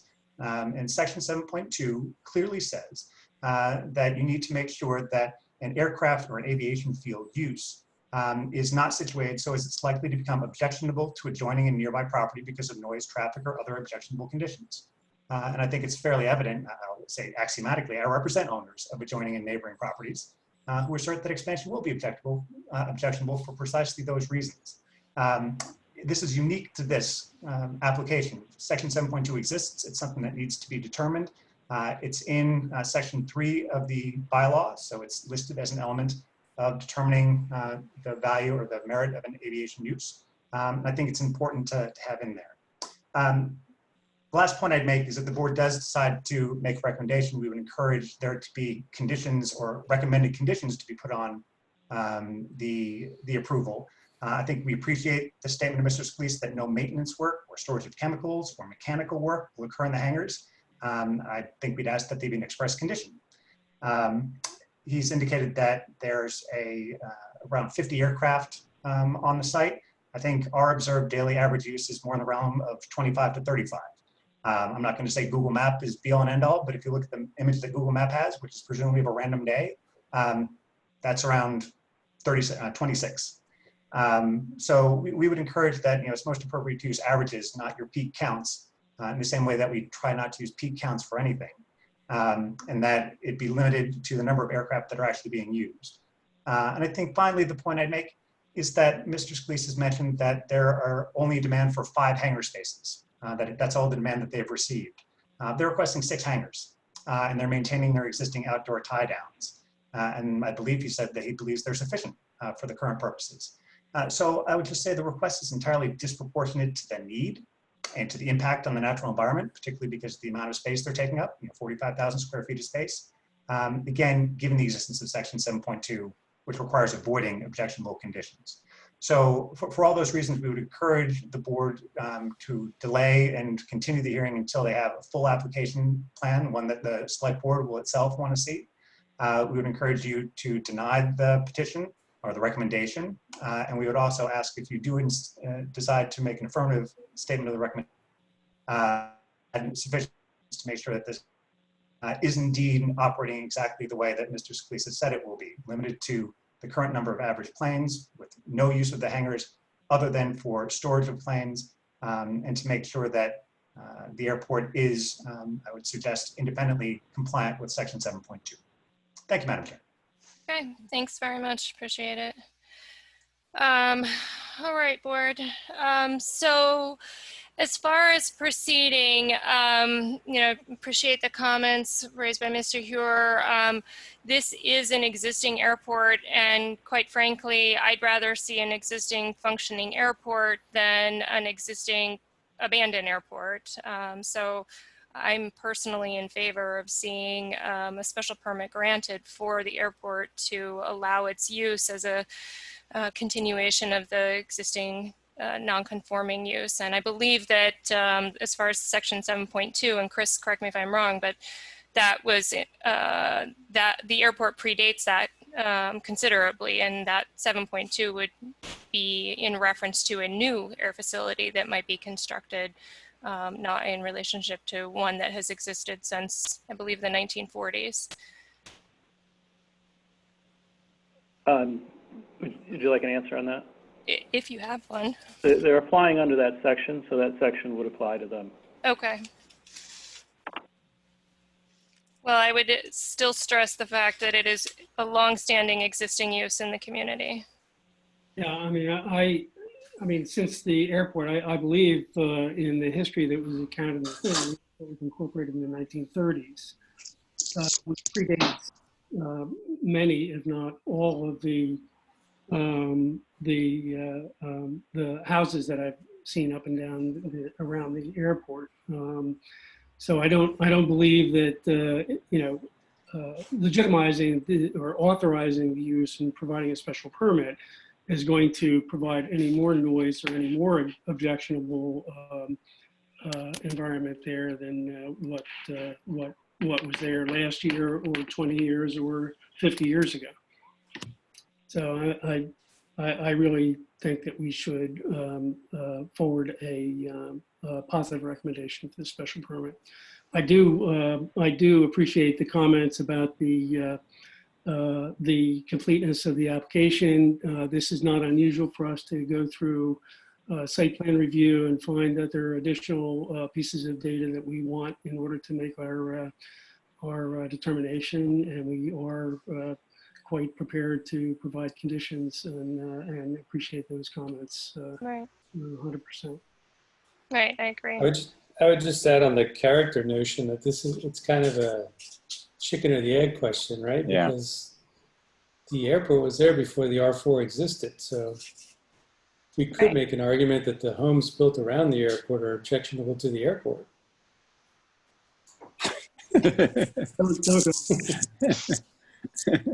Go to the select board and tell them that.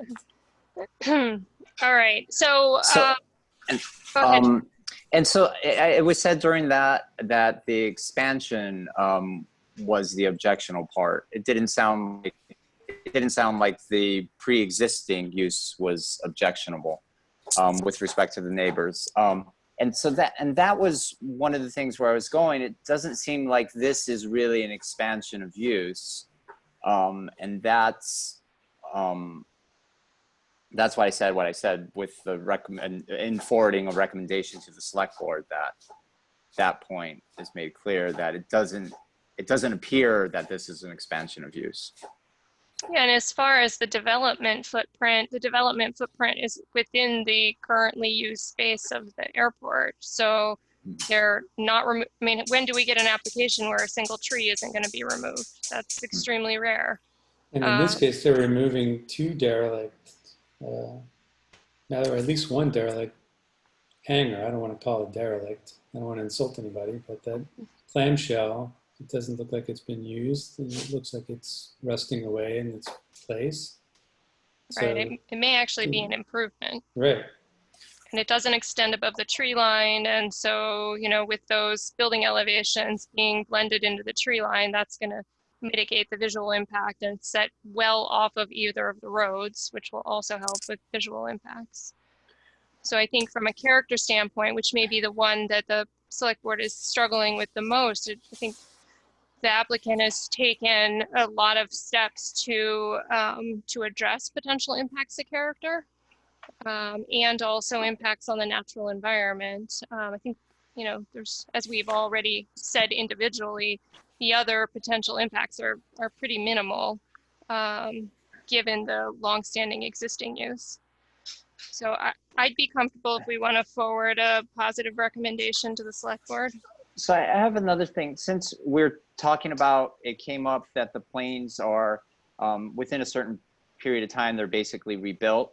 So where is this happening? Is this happening in another place in the airport? Is this happening off-site? I mean, that might be worth the select board considering. Because if that activity in itself, if there's a chance for, you know, for runoff or whatever, or for some sort of contamination. There, Jim, do you want to address that? I'm happy to. Sure. There's, for example, oil changes. I know they do occur in the existing hangars, the ones near the terminal. There's a concrete block room where I inspected it, where all the materials like oil and stuff are stored. Steel door, signs, and placards. They have a maintenance garage there. It doesn't have a floor drain. And it's very clean. This is not a site where you see things even stored outside other than a couple of propane tanks, which are obviously not an issue. So there is an ongoing activity. I know that's part of all the airports in Berkshire County. There's 3 of them. I've worked at all of them. They all have the same kind of procedure where they do work. I think when work gets to a certain level, it's done off site, but I think they do certain levels of work depending on their expertise of their staff. And so that work is done in the existing hangar? It's not done out in the fields where the tie downs are currently? That's correct. That's correct. Okay. It's done in that building. The far westerly end of the site where I'm proposing screening behind it, it's in that building. And is there enough room in the hangars that conceivably work would be done in them, or are they too small to do? I mean, we're stating for the record that, Berkshire Aviation is not going to allow or, propose any maintenance. If, for example, someone's renting it and they change the oil on a Sunday, I don't know if I can stop them, but that's, that's what we're talking about. But I would suggest that's a condition we might discuss in site plan review. Mm-hmm. Well, I would suggest maybe that we condition our recommendation to the special permit with a document, a procedural document that the airport would produce for the way that they would, deal with any kind of I don't want to say toxic, but dangerous materials inside of those hangars. Yeah, I was thinking, Pedro, that as far as the special permit goes, the biggest concern might be expansion of the airport, and and maybe the length of the runway or some other criteria might be the select board might want to consider conditioning the special permit on that. that would change to the length of the runway or anything else that would increase the types of planes or the volume of traffic in the airport would have to come back for, a review or some other permit. Well, not to be argumentative with you, Malcolm, but it's the use really that we're talking about in the special permit. So the way that the land is used, I think, is as relevant as, well, it's part and parcel with any kind of expansion. So having some kind of, a policy statement from the airport regarding their use of dangerous materials that goes into the special permit, it makes sense to me. I don't know how it. I guess I can't argue with that. I was just thinking about the restricting the types of airplanes. In other words, we're assured that, the intent is not to expand the types of airplanes or even the volume of traffic in the airport. And if there's anything that the select board consider that would put some kind of restrictions on that, that might be a good thing as well. Yeah, I agree. So are you guys wanting to qualify or provide additional information with our recommendation, encouraging the select board to provide or to obtain from the applicant specific information pertaining to capacity at the airport,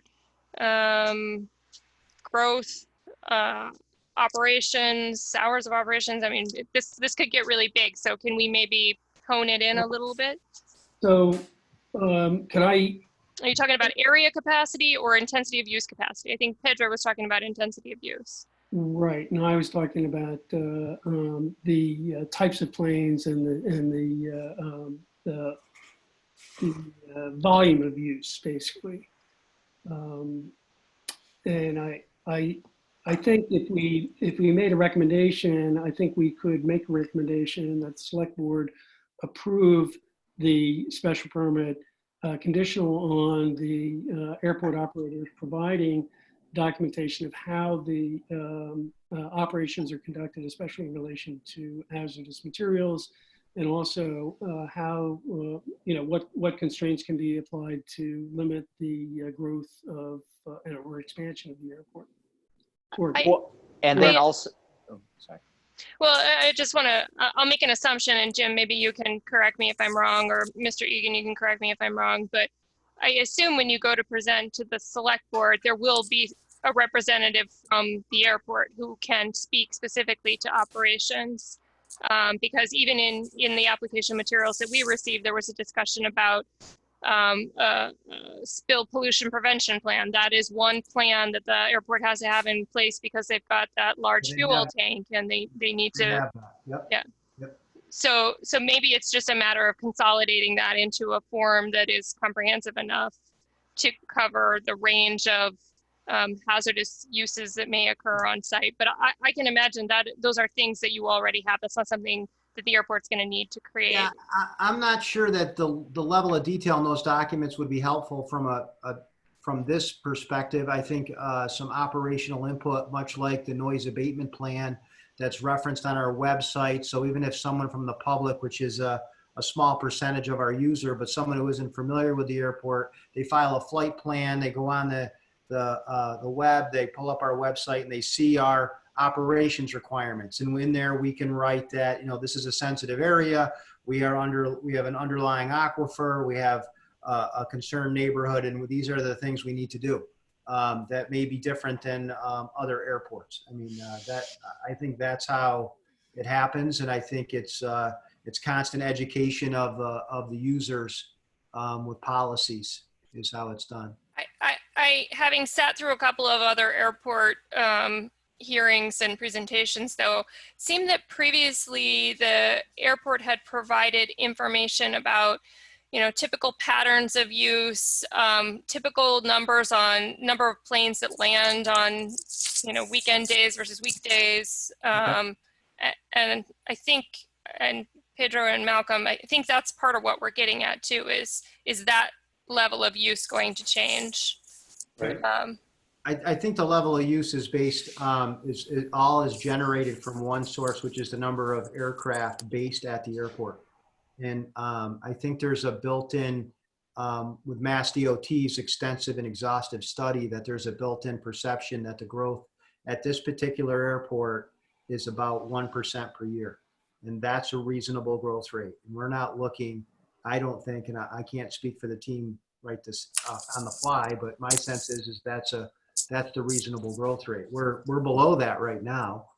Maybe it's COVID related, but I think in a reasonable course of events over a 20-year period, you might see 1% growth, which is pretty reasonable. All right, so then how does the board want to proceed? We were in the midst of discussing a positive recommendation, and we've kind of expanded on that to include a recommendation that documentations related to the operations of the airport, including use of hazardous materials, would also be provided or be a condition of the approval? Well, we would recommend that the select board, require that from the operator, and also perhaps condition the special permit on, and I'm not sure how this would be framed, but if the operator was required to come back, if certain types of expansion, for example, lengthening the runway, or maybe redesigning the runway to provide to allow for heavier aircraft. I'm not sure I'm not an expert in aviation, so I don't know what the parameters are, but Jim outlined before that probably the biggest It's the length of the runway. Yeah, the biggest factor would be the length of the runway. So I would recommend that the select board consider granting special permit conditional on some condition that would limit the expansion and provide the town with documentation of how hazardous materials are handled. And Malcolm, are you looking for any sort of cap triggers for number of aircraft that are hangared, or I don't know how you can do that. Yeah. Because it seems to vary so much. Well, I mean, it's a supply and demand kind of. Yeah, I mean, it does vary, but because if they're saying 52, and then, but if you're going and counting, and you're getting counts of 26, is that because they're all in the air, or is that because they're really just not there? Hangars too. Yeah. They described how they had to roll planes out to get planes out of the back of the existing hangars. So. I mean, Malcolm, this is Chris. Is the ultimate number something you would just leave to the select board to consider? You just recommend consider that issue, and if it changes, that the special permit would have to be revisited. I would. I mean, I think that I don't know how to handle that, so I don't know that. It's like total number of planes. I mean, I think what we've been talking about tonight, it seems like the use improves for the neighborhood with maybe looking at a few things, but as long as the use doesn't increase in volume significantly. Well, if use is a function of total number of planes, then that's almost an easy one to cap. Like once you get to a certain threshold, then you've got to revisit the use. So if by 2030 they're going to potentially be at, what was it, Jim, 59 or something, and that was based on a 1% growth rate annually, until they have 62 planes or whatever that number might be, then they wouldn't need, maybe it's the number of hangar spaces plus tie down spaces. That would be 60, right? I think, or is it 63? You could come up with a metrics like that. Yeah. Does that sound reasonable? Yeah. So okay. Is that what we're wanting to do? Yeah. Are we ready for a motion? I think, hold on. I don't know that we should be, I'm not really comfortable putting numbers on anything. Well, I don't know that we're putting numbers. We're just trying to say there should be a metrics. Yeah. We just recommended to the select board. I mean, I think I think the public would probably, and particularly the neighbors, would probably be looking for some sort of re-trigger for the special permit if things don't go according to plan, and there is a big impact on the community. And so, I mean, I think we don't have to decide on the numbers, but I think the select board we should recommend that the select board have some sort of metric. Okay, I'm good with that. Randy, if it's helpful, I was just trying to type out a motion if you would. I would love to entertain that. I've been jotting notes down, trying to come up with something myself. So you go first.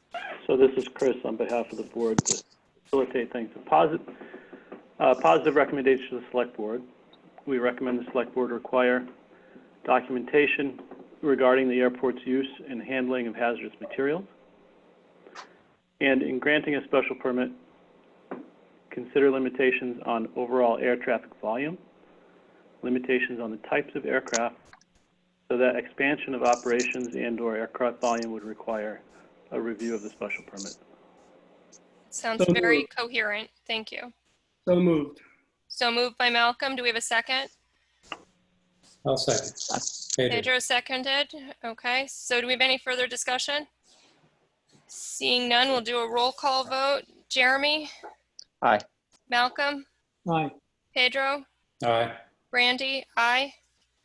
All right. So, Jim, we would like to continue the site plan review, obviously, to either to our next meeting, but if you can address items that we identified previously and come in.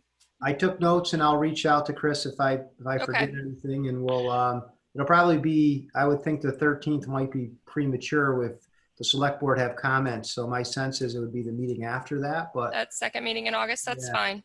Okay. Are we recommending that when they go to the select board, they do they do present some of the things that we want to see as well, like elevations and lighting? Maybe what we can do is forward our draft minutes on this to the select board just for consideration, because we've had a far-ranging discussion, and I know Kim has captured every word of it. What I was getting at is, do we want to recommend to the applicant that they come to the select board with that? Well, I guess us saying that we're going to forward our minutes then. Yeah. We're going to. And it might be a chicken and an egg. Jim may want to wait until he hears from the select board before he addresses all before he does, because they might have, I think I want to get closer to the finish line on my end before that meeting. So we'll do some work and we'll meet you somewhere for sure. Thank you for your input. Okay, thank you. All right. So I have lost track of the agenda here. Just for the record, Brandy, so the site plan review on this will be continued until at least August. At least August 13th, possibly the second meeting in August. Jim, that's okay with the applicant? Is that acceptable to the applicant, Jim? Yes, it is. Thank you. Okay, thank you. So the next item on our agenda is special permit, again, by the select board and site plan review for 760 and 770 Main Street, Guido's Realty, Inc. For the construction of a large-scale commercial development in the B2 zone and an increase in impervious surface in the Water Quality Protection District. Proposal includes the expansion of the existing retail store at 760 Main Street, as well as parking, stormwater utilities, and site work. Application is filed per sections 3.1.4C11, section 7.9, section 7.2, and section 10.4 of the zoning bylaw. This evening, we'll be looking at a special permit recommendation to the select board and begin our site plan review. I do want to make sure Jonathan is back.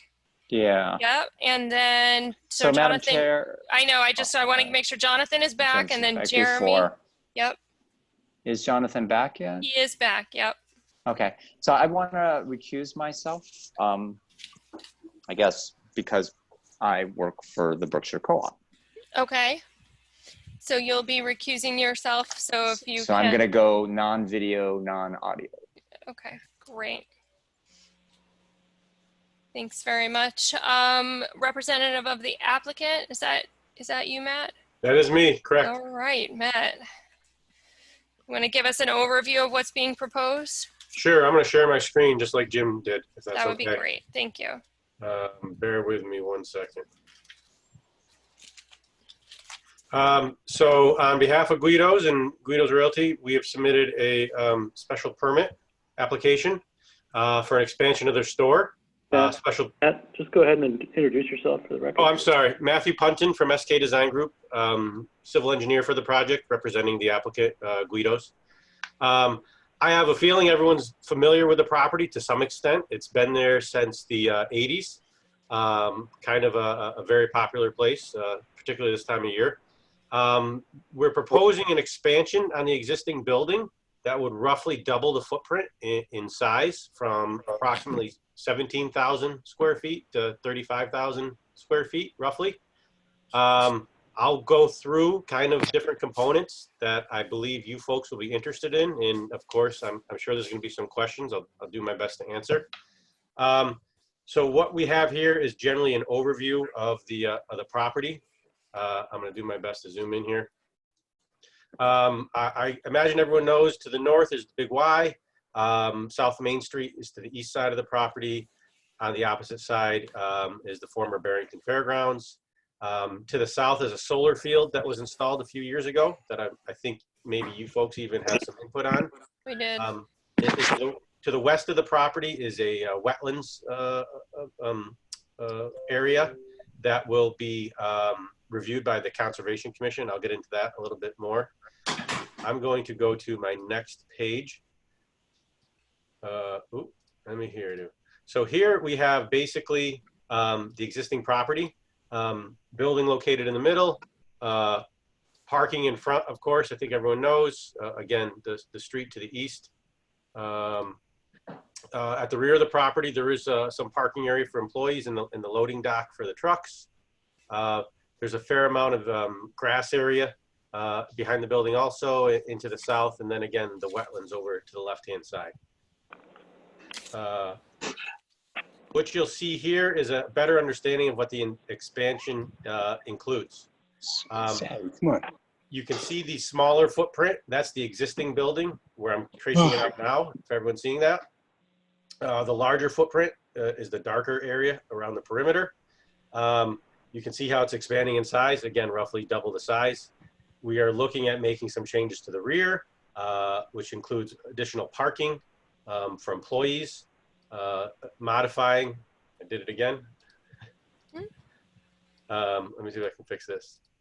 Well, modifying the loading dock area in the rear, some additional stormwater management at the rear of the property also. At the front, the parking would change to a bit also, a reconfiguration, and then additional parking. I'm going to try to clean this up if I can. Bear with me 1 second. No, I can't. Command Z.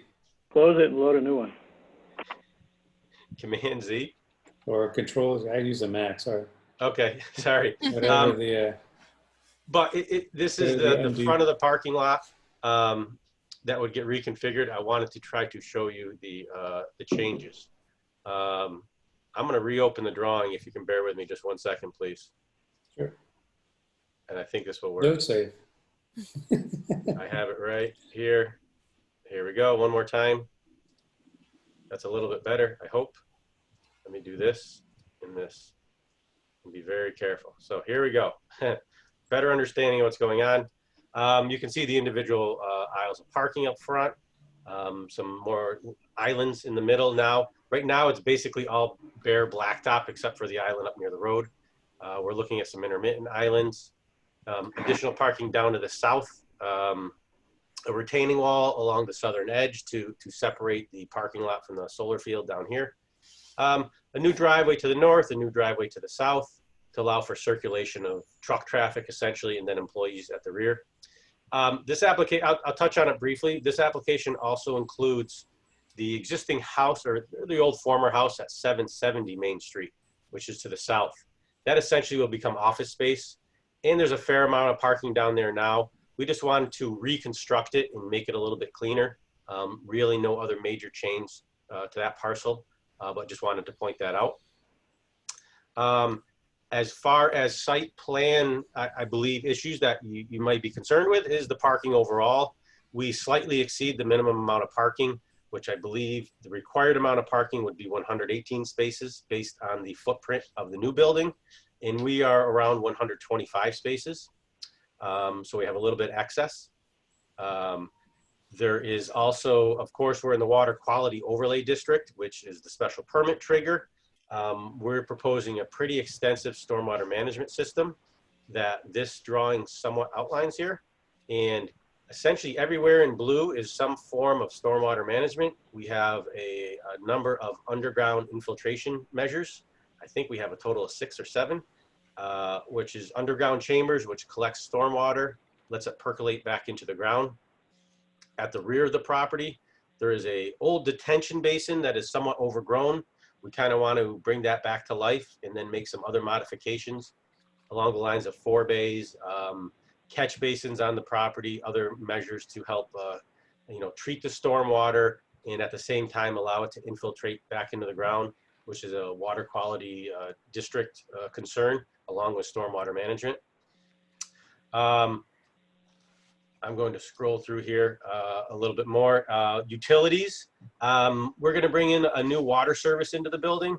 I've gone over that briefly with Sean from the Department of Public Works. Also, upgrading the sewer system is needed, and I've talked to a gentleman down at the wastewater treatment plant, and the grease trap seemed to be the major concern as it relates to sewer, so we'll address that, of course. There is also going to be erosion control measures or sediment control measures as part of the project, which will be down along the western edge. In general, the site is kind of split from east to west, right up the building, meaning the eastern portion of the site generally drains towards the road and the western portion generally drains west towards the rear of the property. So we'll handle erosion control during the construction process through various measures. While I think of it, I did mention earlier that we have a notice of intent application going to the Conservation Commission. Their meeting is going to be near the end of August. I've already been in some very preliminary discussions with SHEP and have a DEP review also going on. So I'm sure they're going to vet out a lot of issues. I already envision I might have to make some minor changes to the overall stormwater management, for example. I believe that is kind of, again, a brief overview of the site plan. Landscaping, I do have another kind of simple drawing here that was done by a local landscaper. It's not extremely fancy, but it does cover some of the basics of what we have intended for up at the front.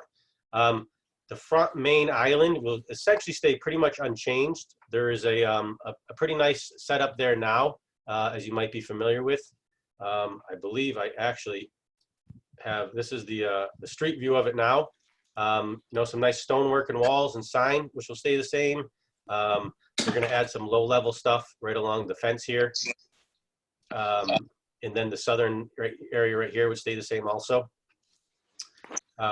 We also do have a front building elevation that I would like to bring up.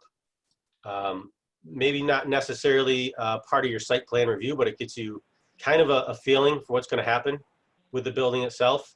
So this, of course, is at essentially the front parking lot, looking at the front of the building. The northern side towards Big Y will expand slightly, and then the southern side, south towards the solar panels, will also expand. It's essentially, the footprint is expanding in all 4 directions to some extent, a little bit more to the south and a little bit more to the rear than the other 2 sides. We have also come up with a lighting plan, similar to what was shown earlier. It gives you a feel, I'd say earlier for the other application, it gives you a feel for the lighting location in some of the foot candles around various portions of the property. I've highlighted various locations here where we're going to have some pole lights. which are going to be proposed to be mounted at 22 feet at the front parking lot, some at the rear parking lot for the employees. At the rear of the building, we're looking at some wall path lights that'll help light up the dumpster area and the loading docks. Again, that's pretty secluded back there. I don't think anyone really see that other than the employees themselves. To the south, at the office space in the house, we're looking at much lower, much more, I'll call them artistic style lights, which we did provide some of that information in the application. I believe you have a copy of that you can take a look at. There was a question, I believe, at one point from Chris at one point about a floor plan, which I do have a copy of the floor plan here. It's pretty busy. It's probably hard to follow, but essentially, you know, the existing building footprint is kind of in the middle here, and they're looking at expanding again to the rear for loading dock and storage, etc., to the south, to the east, and to the north, all a little bit everywhere there. We do have some other members of the team on board that can help answer questions about that if it comes up. If it's anything specific to the site, that's probably more where I would be involved. That is really kind of a quick overview of everything. If there's any specific questions, I'd be happy to discuss. Matt, could you please just describe in a little bit more detail for us the intended circulation for the three main types of traffic that the store would see? One would be delivery vehicles, one would be passenger vehicles, you know, folks visiting the store, and then pedestrian movements? Sure. So this plan is probably the best one to look at. It's our site plan, which shows the new building footprint and the parking. So we have an entrance to the north that's there today. We're not looking at making any changes to that other than adding some signage as recommended by the traffic study. Vehicles would enter from this direction. You could choose to obviously, you know, hit some of these first parking spots, or you would come down the main 24-foot driveway, I'll call it, and then pick whatever aisle you see fit. We're maintaining a 24 to 25-foot drive aisle, which gives you plenty of room to pull in and out. We have the minimum parking stall size of 9 by 18, I believe it is, as required under zoning. So that pedestrian traffic, and let me back up. Customer traffic via car, I would suggest, you know, 99% of them are going to be up here. Maybe some overflowing down to the southern parking area here, which we're actually proposing a sidewalk with some stairs, as there is a grade change in this area of about 3 to 4 feet based on the contours and how we need to handle the grading. Again, the rear of the property is going to be for employees, and there's roughly 30 to 40 spaces back there. We have in the area. How do employees get from employee parking into the store? Where's the entry point? Sorry. So they would, you know, by vehicle drive in the main entrance. We have a driveway around the north side, similar to what it does now. We just have to make some minor changes to it and reconfigure it. And then when you're at the rear here, there's actually several, I say several, there's at least 2 separate passage doors at the rear. There's one closer to the north, which is probably more realistic where they would go. So it's walking across the parking lot over to the rear door here. There is another one further south that's a little bit more of a travel distance. I'm not sure if they would use that one. But there's at least 2 passage doors at the rear of the building. Okay. As far as trucks go, that was a little bit trickier, and we spent a fair amount of time trying to come up with the best layout for that. So tractor trailers, they're in there quite often. They would come in, again, the main entrance, loop around the building. We made sure that they have access around the building and clearance. They would essentially pull ahead towards our stormwater system, just as a point of reference. Back in, we have opportunity for 2 different loading docks.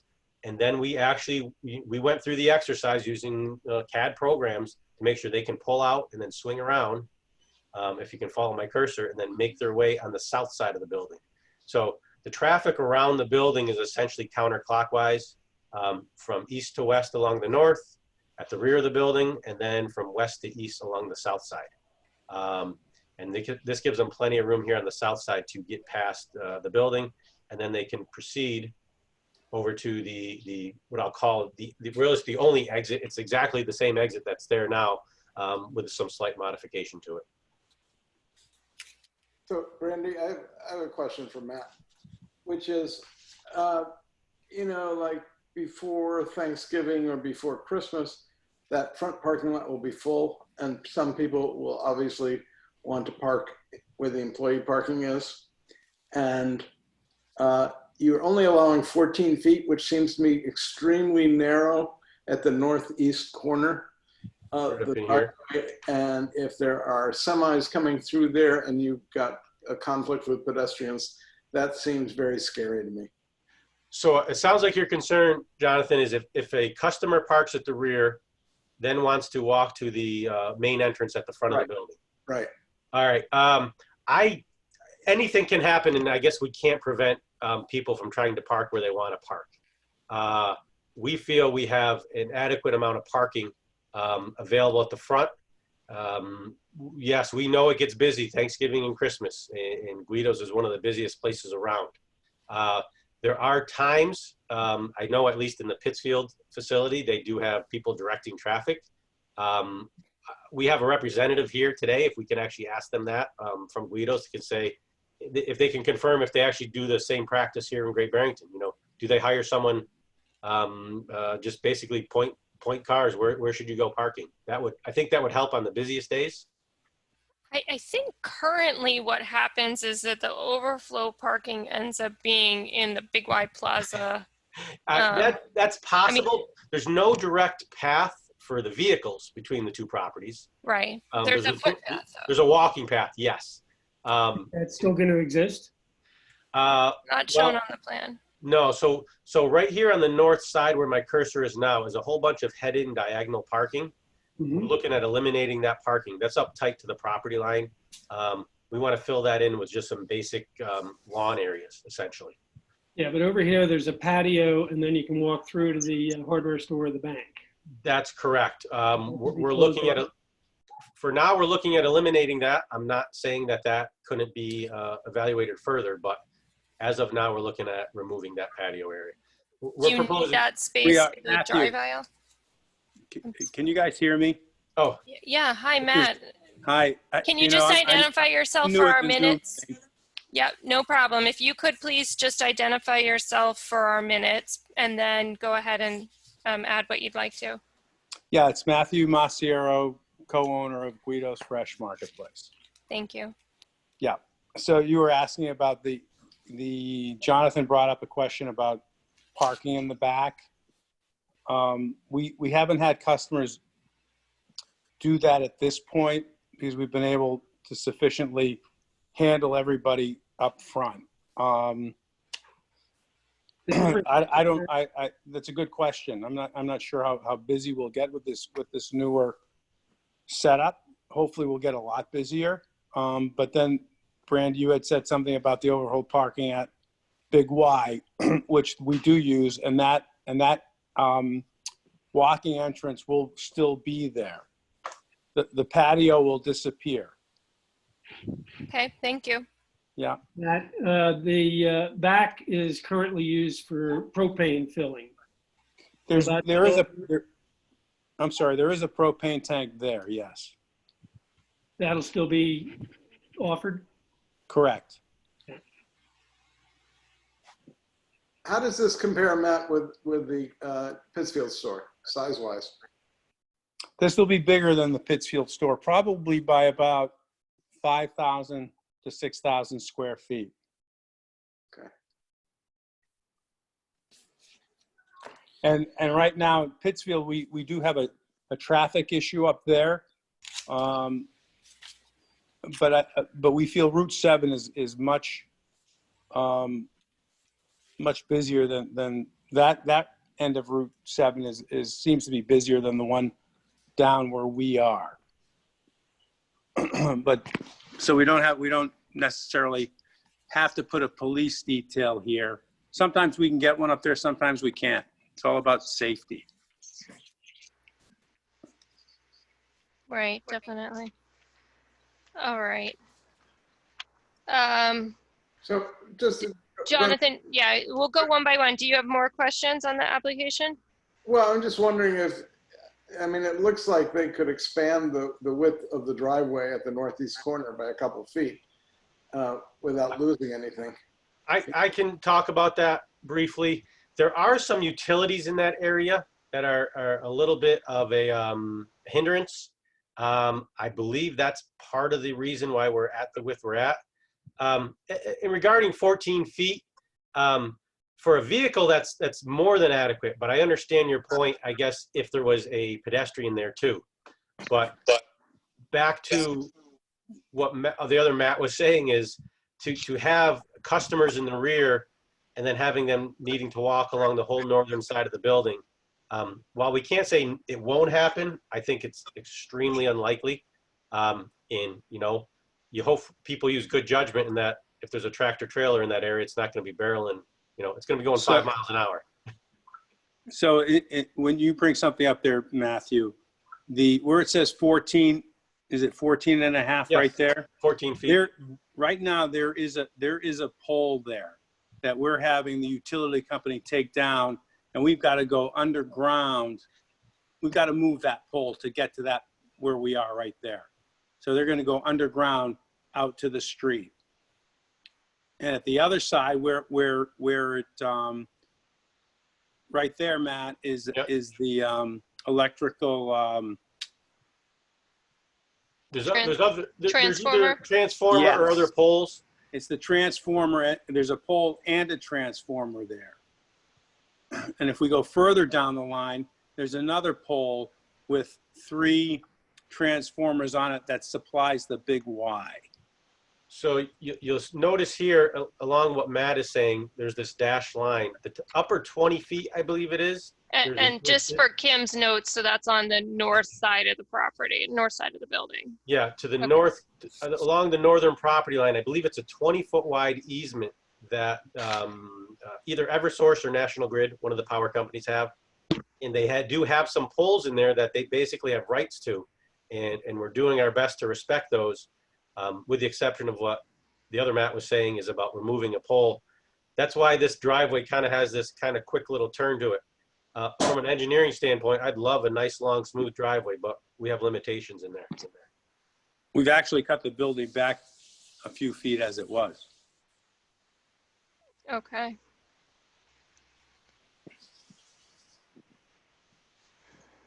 All right, Jonathan, did you have other questions for the applicant? No, that was my principal concern in looking at the plans. Okay. Pedro, did you have any questions for the applicant? Yeah, I've got a question. I might need Chris's help here interpreting a part of the bylaw. In their application, they're stating that the building will total this has to do with the loading docks. The building will total approximately 35,000 square feet. Therefore, 3 loading spaces are required. That's what it says in the application. The way I'm reading the loading requirements, anything up to 20,000 square feet requires 2 loading spaces. And then each additional 20,000 would require 1 additional.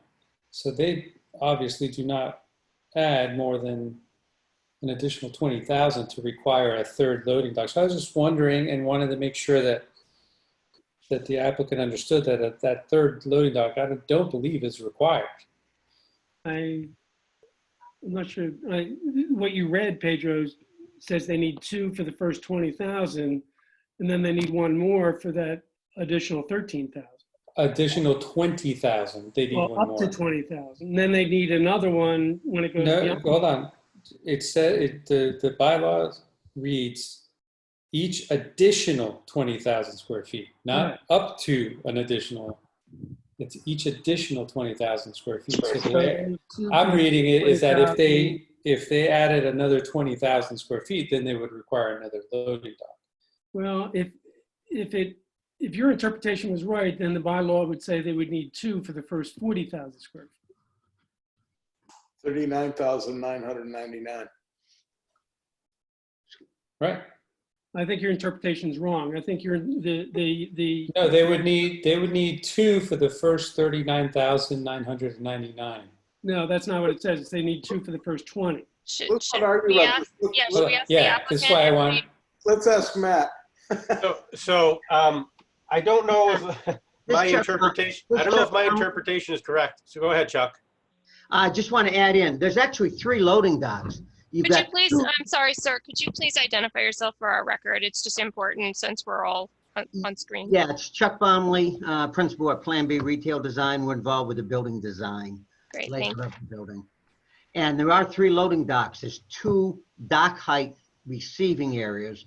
There's 1 dock area that's at grade coming up through a ramp for any of the direct store deliveries, bread, chips, snacks, any of the smaller trucks coming in. So you actually have 3 loading facilities. Yeah, I think Pedro's suggesting you don't need that many. Oh, okay, so I guess I think what. Hold on a second, hold on. Before, if we can get an interpretation from Chris, that would be helpful, since he is the owner of this. An interpretation from me? From Chris Remble. Chris Remble. This is Chris speaking. I actually agree with Pedro's interpretation. In this case, ultimately, the building inspector is the only one who can interpret the bylaw with any legal standing. I don't see if there's an issue if the applicant wants 3. Yeah, that was my next question, whether or not they wanted 3. We don't need 3. Okay, so thanks, Chris. My next question is that we need, as Chuck Baumley said, we use that third one, that one where it says proposed ramp for smaller vehicles, like let's say Woven Roots Farm came, they would back up to that, unload a van. All right, so then my other question though is that in the document that's 2 of 7 from SK, you show a loading area there. Is that, the loading area is on the southeast corner of the building? Is that the existing facility? 2 of 7? Yes, you're correct. It is the existing facility. Yeah, it's no You're right. It's no longer. Okay. Sorry about that. I missed that it was existing. All right. My point is just that the way I was reading the application, it seemed like the applicant felt like they had to include 3 loading docks, and I just wanted to make them aware that at least I don't think that they do according to our bylaw. So if they didn't want the 3, they didn't have to have the 3, but they can have as many as they want. Thank you. We like what we have proposed, if that's acceptable. Okay. No, yeah, it's fine. Great, thanks, Pedro. Let's see, Malcolm, I can't see you anymore, but I assume you're still there. I'm still here. I can see me. Yeah, I actually have no comments. I was interested in the traffic flow, and I'm satisfied with the answers. Okay. I'm also interested in the walk from the hardware store in the bank, and I'd like to see that in the drawing, not in addition to being assured that that can be done. I'll second that, because what that little footpath does is eliminate a car trip. Yeah, it also gives it really. Yeah, it's really. I think it's very important, that little footpath. I think it's somewhere in this area. Is it close to the existing patio area? Yeah, it's it's right next to it. Okay. We'll make sure that shows up on the plans. Thank you. Thanks. Originally, we had wanted that to be wide enough for a car. No, perfect. It's perfect the way it is. So that people could use that light exiting the property if they so chose to. But Big White elected not to do that. Well, thankfully, because So them. What it would do is get somebody in a car in your parking lot into the Big Y parking lot. That would be okay with me. All right. I don't, oh, go ahead, Jonathan. Do you have more? Question. Since we don't know when the pandemic is going to end, if it ever is, and right now you've got a tent and lines under the tent waiting for access to the store, how would you deal with that if that were still in place when this were finished? I'll jump in here, Matt, again from SK, and I hope Matt from Guido's can also interject. The construction process, on a side note, if we didn't have the pandemic, the construction process here is going to be interesting, to say the least, and potentially difficult. The intent is to keep the existing store open and operational as this expansion takes place over the next several months. Wow. I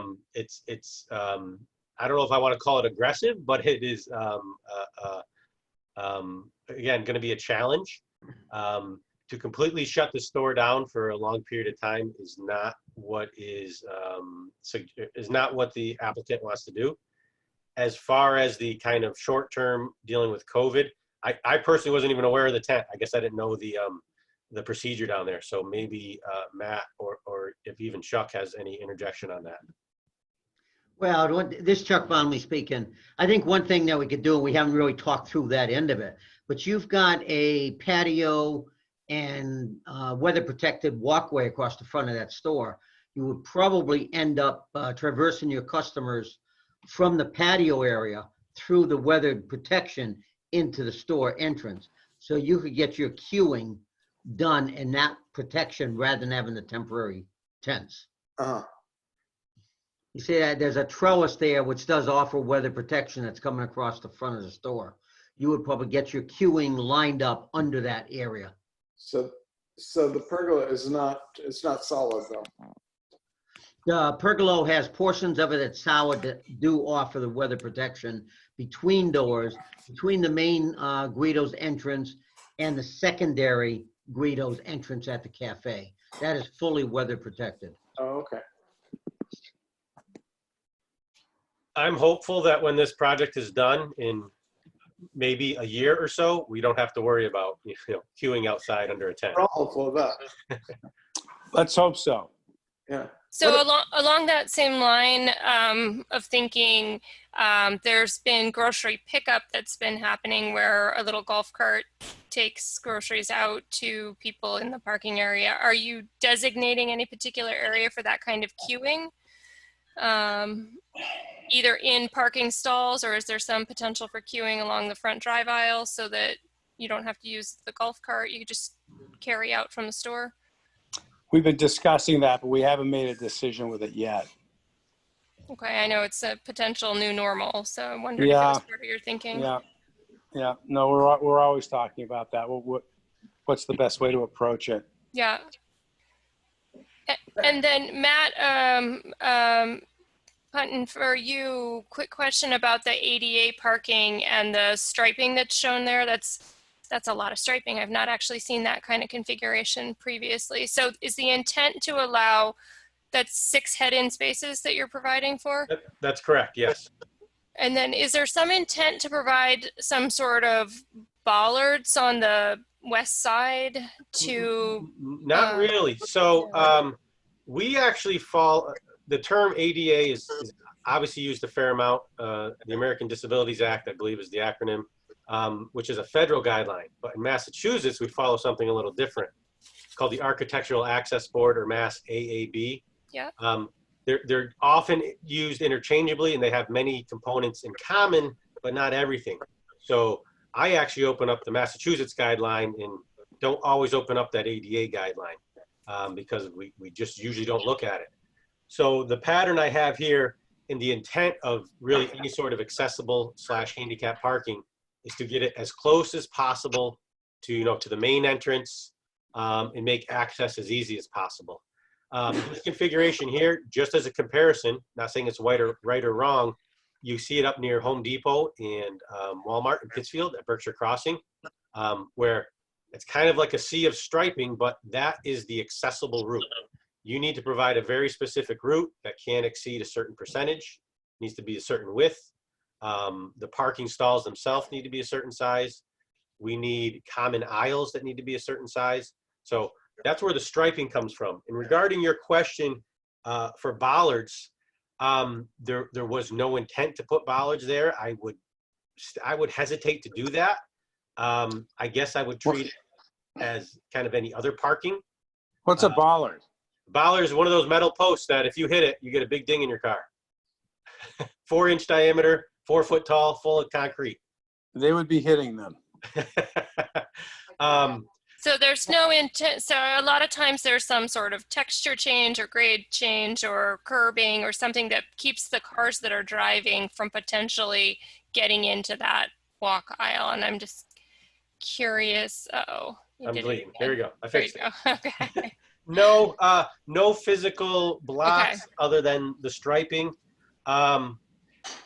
As I think Guido's has learned in the past, they currently down there, if you're not aware, the head-in parking towards the building itself, they've had many, many issues where, for whatever reason, people like to drive through the front of that store. That's where Matt needs bollards. That's an example.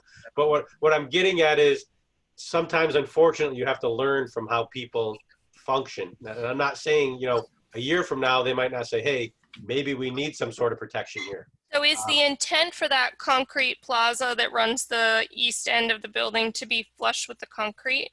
No, that's actually flush with the asphalt, or is there a curb reveal there? That's a raised curb with brakes. Except where the crossing is? Except right here, we'll have now this is what I do refer to as ADA. That's those really nice rubber mats that you sometimes see in the sidewalk with the little bumps on it at the crosswalks. That's a nice touch that the ADA does require, and I think that's what we'll do there. The rest is a raised curb, as you typically see with many commercial projects like this. And we're going to try and have some outdoor seating there at some point. Yeah, that would be nice. Great. So, Matt Masiero, you currently have 18 employee spaces in the back, and we're proposing to go to 45. Is that indicative of the new hires, or what? What's driving that? Well, there will be some new hires, Jonathan, because we're going to be putting in a full kitchen in there and a bakery. So you'll have, for us to staff that properly, we'll probably have to add, at least 20 people. Really? Okay. Take care of that. The bakery, the deli, and all that staff in there. It'll be similar to what we have up in Pittsfield, and it's quite substantial. Okay. And what we have in the back, what we've planned in the back should accommodate all that. Okay. The other question is for Matt Punton or Chuck. Can you talk about staging during construction? Yeah, we'll be doing schematic scheduling for the project, and it'll be our intention to really build the areas out completely, and then transition the existing store into the new. As far as staging goes, there'll have to be some sort of a tunnel type thing coming through the raw construction in the front, which will protect. But in terms of staging area for equipment and for equipment, contract, the rear of the store will certainly become a staging area for material. There will probably be a job trailer. We haven't really gone through those details, but there will be a job trailer for the contractors to use, and any of their stock material. And can you still do that and access it with semis? Yes. More of that will be into the new parking area, if you might, in that area. Okay. It'll be a cumbersome transition, but it will be, very thought out and very detailed as far as how it happens. Okay, good, thank you. Board members, anything else? Nope. All right, so much like our previous application, we're looking to make a recommendation to the select board on the special permit. There are some issues pertaining to layout that we've discussed tonight. Also, Matt Punton has mentioned that they're undergoing Concom review, which may modify the storm drainage design. And then we've talked a little bit about circulation and traffic. I personally haven't had a chance to take a close look at the traffic study, but that would be something that would fall under the select board's discussion as part of the special permit criteria. And I think if we're at a point where we would want to make a recommendation to the select board, that it should include having potentially the select board considering having a consultant take a look at the traffic study, just given the kind of complex nature of the circulation in that area, looking at the increased volume of trips, looking at the increased volume of delivery trucks. This portion of Route 7 has always had its challenges as far as turning movements for trucks and the Big Y light and the bagel shop traffic, and can be very complicated. So I think it might warrant a professional looking at. So do you think, Brandy, do you think that just because you're increasing the store will have increased customers? Yeah, I don't sure. think they would do this unless they thought they could increase customers. God willing. Yes, yeah, absolutely. I mean, Yeah, that's a good point. I mean, unless everybody's going to spend another $100 each, that would be great. I do. You know, usually the capacity of the store and the visits to the store are tied to the gross floor area. And it looks like there's, you know, we took a very quick look at the floor plan, but it looks like there's some new offerings as far as prepared food and cafe that may draw additional people that don't come already. So I think, yeah, it will increase trips. It will without a doubt. Yeah. The traffic study that was prepared by VHB does actually touch on that. Was it? I thought it was Fuss and O'Neill. I'm sorry, Fuss and O'Neill. Okay. I'm mixing up my job. Fuss and O'Neill. They do allude to that yes, such a commercial store such as this, and specifically like a supermarket, grocery store, it is a square footage thing. The more square feet you have, the bigger customer draw you're going to have, and thus more traffic. So yes, you are right. I will point out that they also made mention, and you can see they have a conclusion in their traffic study, that there's no adverse impact, even though there is a slight increase in traffic. So why don't we do what we did with the previous application, just for consistency's sake. You know, if we'll go board member by board member, see if you have any particular questions pertaining to the special permit criteria, which I'll briefly go through again. In 10.4.2, it's the social, economic, community needs which are served by the proposal, traffic flow and safety, adequacy of utilities, neighborhood character, impacts on the natural environment, and potential fiscal impacts. So Pedro, do you have any additional comments on those items? I do not. No? Okay. Jonathan? I just want to say that I think it's fabulous that they're going to expand. They're investing in our community. They're creating a wonderful draw for our community, and they're creating new jobs. I mean, what could possibly be better? I think that's well said. Malcolm? Thank you. I agree on that, but I wonder if we can actually make a recommendation at this point without information, you know, more detailed information about traffic flow and safety and impacts to the natural environment if the Concom hasn't weighed in. I don't think we can undertake site plan review. I wouldn't be comfortable with site plan review until we have those items clarified. The select board is the one who would have the most ability to hire a consultant. I believe we can in some instances, but not for site plan review. So they could do that under special permit. Okay. So yeah, but if we can't do that for site plan review, then I'm fine with I agree with Jonathan. I mean, I'm 100% behind this project, and I wish them well. Okay, I feel similar. It's redevelopment of an existing site in an area that is zoned for this kind of development. And understanding some of the potential impacts of water quality protection overlay district and resource areas are going to be worked through with the Concom. You know, my only other concern about sending a positive recommendation would be, as I said, just to recommend the select board consider hiring a consultant just to review the traffic study. So are we comfortable making a positive recommendation, board?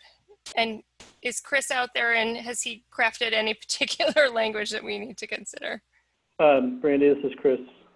So yes, the planning board does have the power to require peer reviews under site plan review. So if you think the select board should, the select board does not, can do so. I'm sorry, I lost the last part of that. What did you say? If the select board If the doesn't? select board didn't require peer review and you still felt it was necessary, the planning board could still do that. Okay, okay, great. Secondly, before you talk about the special permit in general, they are, the applicant's looking for a few different waivers which they're entitled to ask for through the special permit process. So not only are they seeking a special permit in the Water Quality Protection District and large-scale commercial development special permits, they're also seeking to deviate from the location of the parking requirements. I think that is, I don't have it in front of me, it's in section 6, I believe. 7.9. 7.9.4, item 5 restricts parking in the front of the building. The application did discuss that, and they are seeking to deviate there. So the planning board could entertain that and make a finding to the select board. Secondly, is the Route 7 landscaping requirements, yes. Which I'm not sure the application adequately addressed. I did speak with the engineer today, and I think they did miss that there's a tree required for every 25 feet of frontage, and that would apply across all 3 lots combined. So, and they could certainly ask for that waiver to the select board as well. So, which we're going to. I don't know if the planning wants to consider landscaping in more detail at this time, or leave that portion of your recommendation to another time, or deal with that at site plan review. So, a few different things to consider before you move on the recommendation. Thanks, Chris. Yeah, I'd like to leave the landscaping because I think it may evolve a little bit with the Concom review. So I do think we should push that to the site plan review at a future date, but I had overlooked the parking request. So board, we should take that up and take a look at that. So Matt Punton, do you want to go over that real briefly with us? Yeah, I apologize. That I forgot to mention that, and as Chris alluded to, Chris Rembold, he pointed out the tree requirement along Route 7. But back to the parking, I'm trying to find the exact section in the zoning, but I believe it alludes to essentially not having the majority of your parking between the building and the road, in brief. Obviously here at this configuration, we want the parking between the building and the road. It currently is that way. That's where the majority of the parking is. That's how the customer base works here. So we're looking to basically follow the same configuration that's there now with, of course, an expansion. So we would ask for, if waiver is the right terminology, we'd ask for a waiver / special permit, depending on how you word it, to allow the parking to be located between the building and the street without it being located in the front setback. I think that was one of the other requirements, is you shouldn't have parking in the front setback itself or the front yard. So I believe that section is 6.1.3. This is particularly governed in 7.9.4. 7.9.4. Number 5. Item 5. So it doesn't specifically talk about the waivers in that, but tying this discussion into your special permit recommendation would be for the select board. And I think with regard to the front setback, Matt Punton, I think you meet that. You're not in the front setback. Correct. Yeah. Yes, that's correct. Okay. We're not parking in the front setback, but we are parking between the building and the road. So given that the parking configuration is currently located within the same footprint, it does represent an expansion of parking in that area, but it would not make it more objectionable to be continued even with the expansion. So I think that would be if we're going to send a positive recommendation to the board, that in consideration of the requirements of 7.9.4 number 5, we would suggest waiving the requirement that prohibits the parking between the closest facade of the building and the street line, given the existing configuration and mitigations that would be provided by the Route 7 landscape requirement. Malcolm, Pedro, Jonathan, either of you? I agree. As much as I hate to agree, I agree. I mean, sorry, it's killing you, Pedro, isn't it? It's killing me. But you know, okay. They would have to redo the entire building. And move it. Maybe they could just move it. Well, they would have to move it too. That's a good point. No. And there we get the 14-foot driveway. All right, so can we craft that into a motion? We'll have to go back to the tape for the specific language. So if we make a motion to send a positive recommendation to the select board for this special permit, that includes with a provision that waives section 7.9.4 number 5. And that's it, right? I think that's all you have to say. Yeah. But and the traffic study would be taken up by us separately. And we could recommend the select board. Yeah, and that the traffic study be reviewed by a professional engineer. May I ask another question? Sure. And I don't mean to harp on it. I just want clarity as the point that Chris Rembold pointed out, the landscaping requirements, more specifically the tree requirements along the frontage. How, I guess I'm asking you as the planning board, how would you like that to be handled? Should we request to keep well, there's a few trees in front of the existing house and that's part of the frontage. We don't want to change any of those trees, but we really don't want to add more trees that would potentially, block the view of the new building. So this is Chris Rimbold speaking. So, Brandy, I think the applicant would have to make a, maybe by letter in writing to the special permit granting authority, a request to deviate from those requirements of the Route 7 landscaping requirements. Once the planning board is copied on that, then you can take that up and make a finding as needed for the select board's benefit. But you don't officially have it yet, so I think this board can wait on that particular item. So I have a question as well. Go ahead, Matt. Because in that landscape review or requirement, don't forget we have a beautiful stone wall right in the front of that property. Right. That was built by Monterey Masonry, 26 years ago. It's actually a piece of art that I would think, I wouldn't want to be covering up that either. Since I would use that as an argument. Yeah. Yeah, I think the challenge that the board has is that some of the nicest characteristics in the town are the mature trees we have that provide overhang over streets and provide shading. And, obviously if you plant a small tree now, it's many, many years until we have that experience, but we've tried to put this provision in place to allow for that in the future, to provide that that aesthetic that those mature trees give us. So if you're, if your intention is to seek a waiver from this provision, I think, Matt Punton, you should look at the characteristics of the store, look at the characteristics of the site, look at your layout, and then come back to us with some rationale. Including photos. Yeah, I can't remember if the overhead wires are on that side of the street or if they're on the other side. There are some on our side. If my share, I don't know, is my share screen still working? Yes, you are sharing screen. So you can see the street view.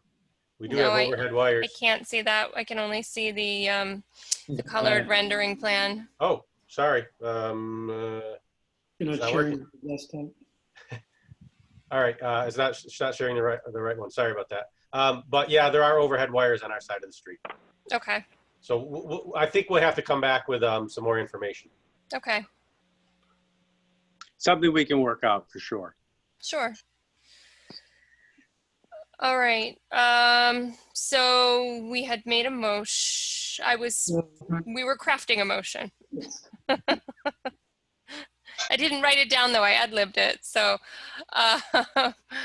let's see. So it was a motion for a positive recommendation to the select board on the special permit for Guido's with provision to waive 7.9.4 number 5 and a recommendation to hire a traffic consultant to review the applicant's traffic study.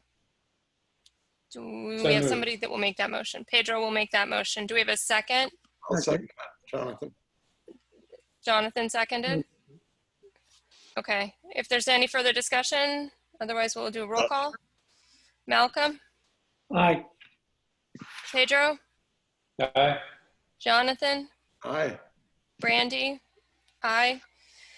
All right, so there's our recommendation. And then I just want to confirm with the applicant that you're fine with continuing this application until after you've had your Concom review and your traffic study reviewed? Or I guess we find out from the select board if they're going to review the traffic study. I think we kind of have no choice, not to put any pressure on any boards. The applicant is very eager to get this thing going this year before winter flies. Sure. So we're going to do our best to get you information as quick and as far in advance as possible. I guess we'll have to discuss the best method for doing a traffic consultant and hopefully try to get that moving along quickly, because I know sometimes getting consultants can take a while. And then getting the response can take even longer. So, but that's not your traffic consultant. That's the select board's. Right, but it does. I understand what Matt's saying as far as causing a potential delay if there's not somebody on file. Well, sure. I'm sure the town will work through it as quickly as possible. See, Brandy, do you see that holding the project up?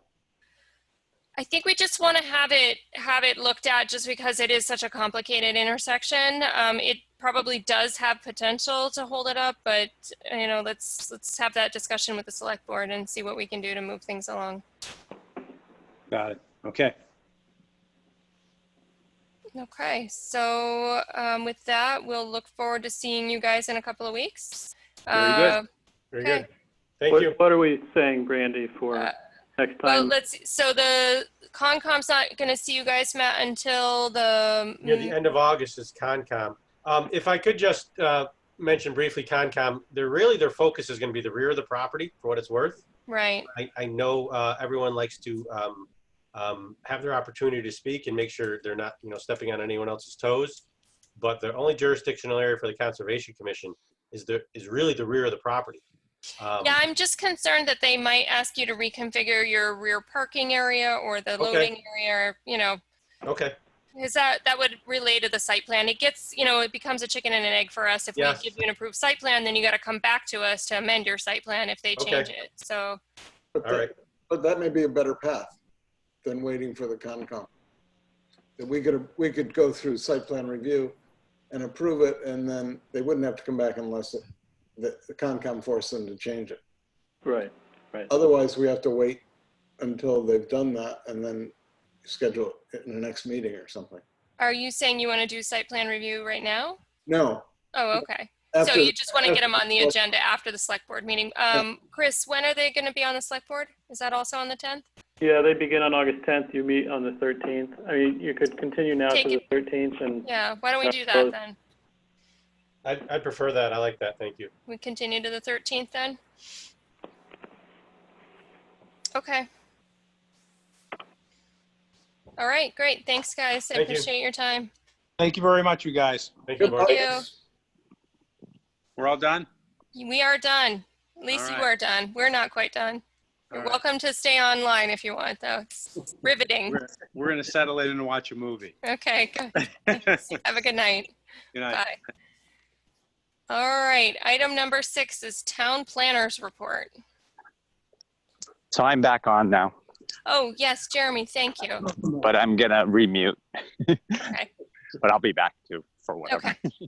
So town planners report, Chris, is there anything? I see you've got special town meeting, which is scheduled for September 15th. Is that right? That's right, yeah. I think most of you already know that. It's scheduled for Tuesday the 15th, September at 6 o'clock. And most likely it'll be outside again at the high school. I'm sure there'll be special provisions for lights and tents by that time of year. I'm not really sure. And as you know, most of the zoning items have been continued until that time, so those will all be posted on the warrant. And the planning board can talk at a later date about, you know, who will make the presentations for your articles that you're proposing. So I just wanted to remind you of that. And then secondly... Chris, is the meeting at 5 or 6? I have it written as 6, but I'll double check that and let you know. Okay. It says, sorry, it says 6 on the town's calendar also. Okay. Thank you, Ed. And then in terms of new applications, there is a new special permit application filed on behalf of Hillcrest Educational Centers. This is an application to the Select Board for a group residence in accordance with Section 7.6 of the bylaw. So this will be at your next meeting on the 13th. The site is 6 Ramsdale Road, which is just off of Old Stockbridge Road. If you were driving north towards Taft Farms, Old Stockbridge Road goes up to the right and up towards Monument Mountain and Route 7. So is this contiguous with their facility? Well, it's separated by what's known as Ramsdale Road, but yes, it's abutting the existing facility. Okay. So I just want to let the board know whether you want to do a formal site visit together or whether you'd each want to do one on your own. I'll send the application out. If you want to do one together, I can try to arrange that. Okay. All right. Any sense? Pleasure. I'd be fine going myself to look at it if they don't have any prohibition with us, you know, standing on the street looking at the site. And the proposal is really just dealing with the use. A quick glance at the application, I don't think there's any expansion or site work. Okay. So can we just have board members visit the site at their own timing before our meeting on the 13th? Sure. Yeah, I'll let the applicant know that then. That'd be great. Thank you. That's all I have. Okay, great. Any other board or committee updates, issues, or concerns? We'll go one by one. Jonathan? No. No? Okay. Pedro? Well, in reviewing the Guido's application, I came across a parking thing in the bylaw. So as we've discussed, that 7.9.4.5 states that no more than 20% of the parking on a property will be located between the street and the building. Then if we go to our parking regulations on 613 at the end of it, it says that in the B2 zone, no parking spaces provided for new or replacement structures shall be located between the structure and the front lot line. So it seems to me that there's a conflict there that we might want to clean up. Mm-hmm.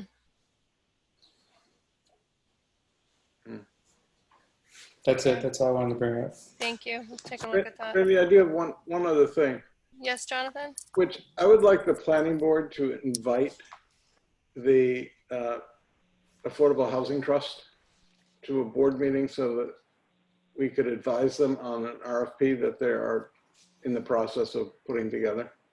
I think have they reached out to you yet, Chris? The chairman has, yes. The chairman has reached you, Chris? Correct. Okay.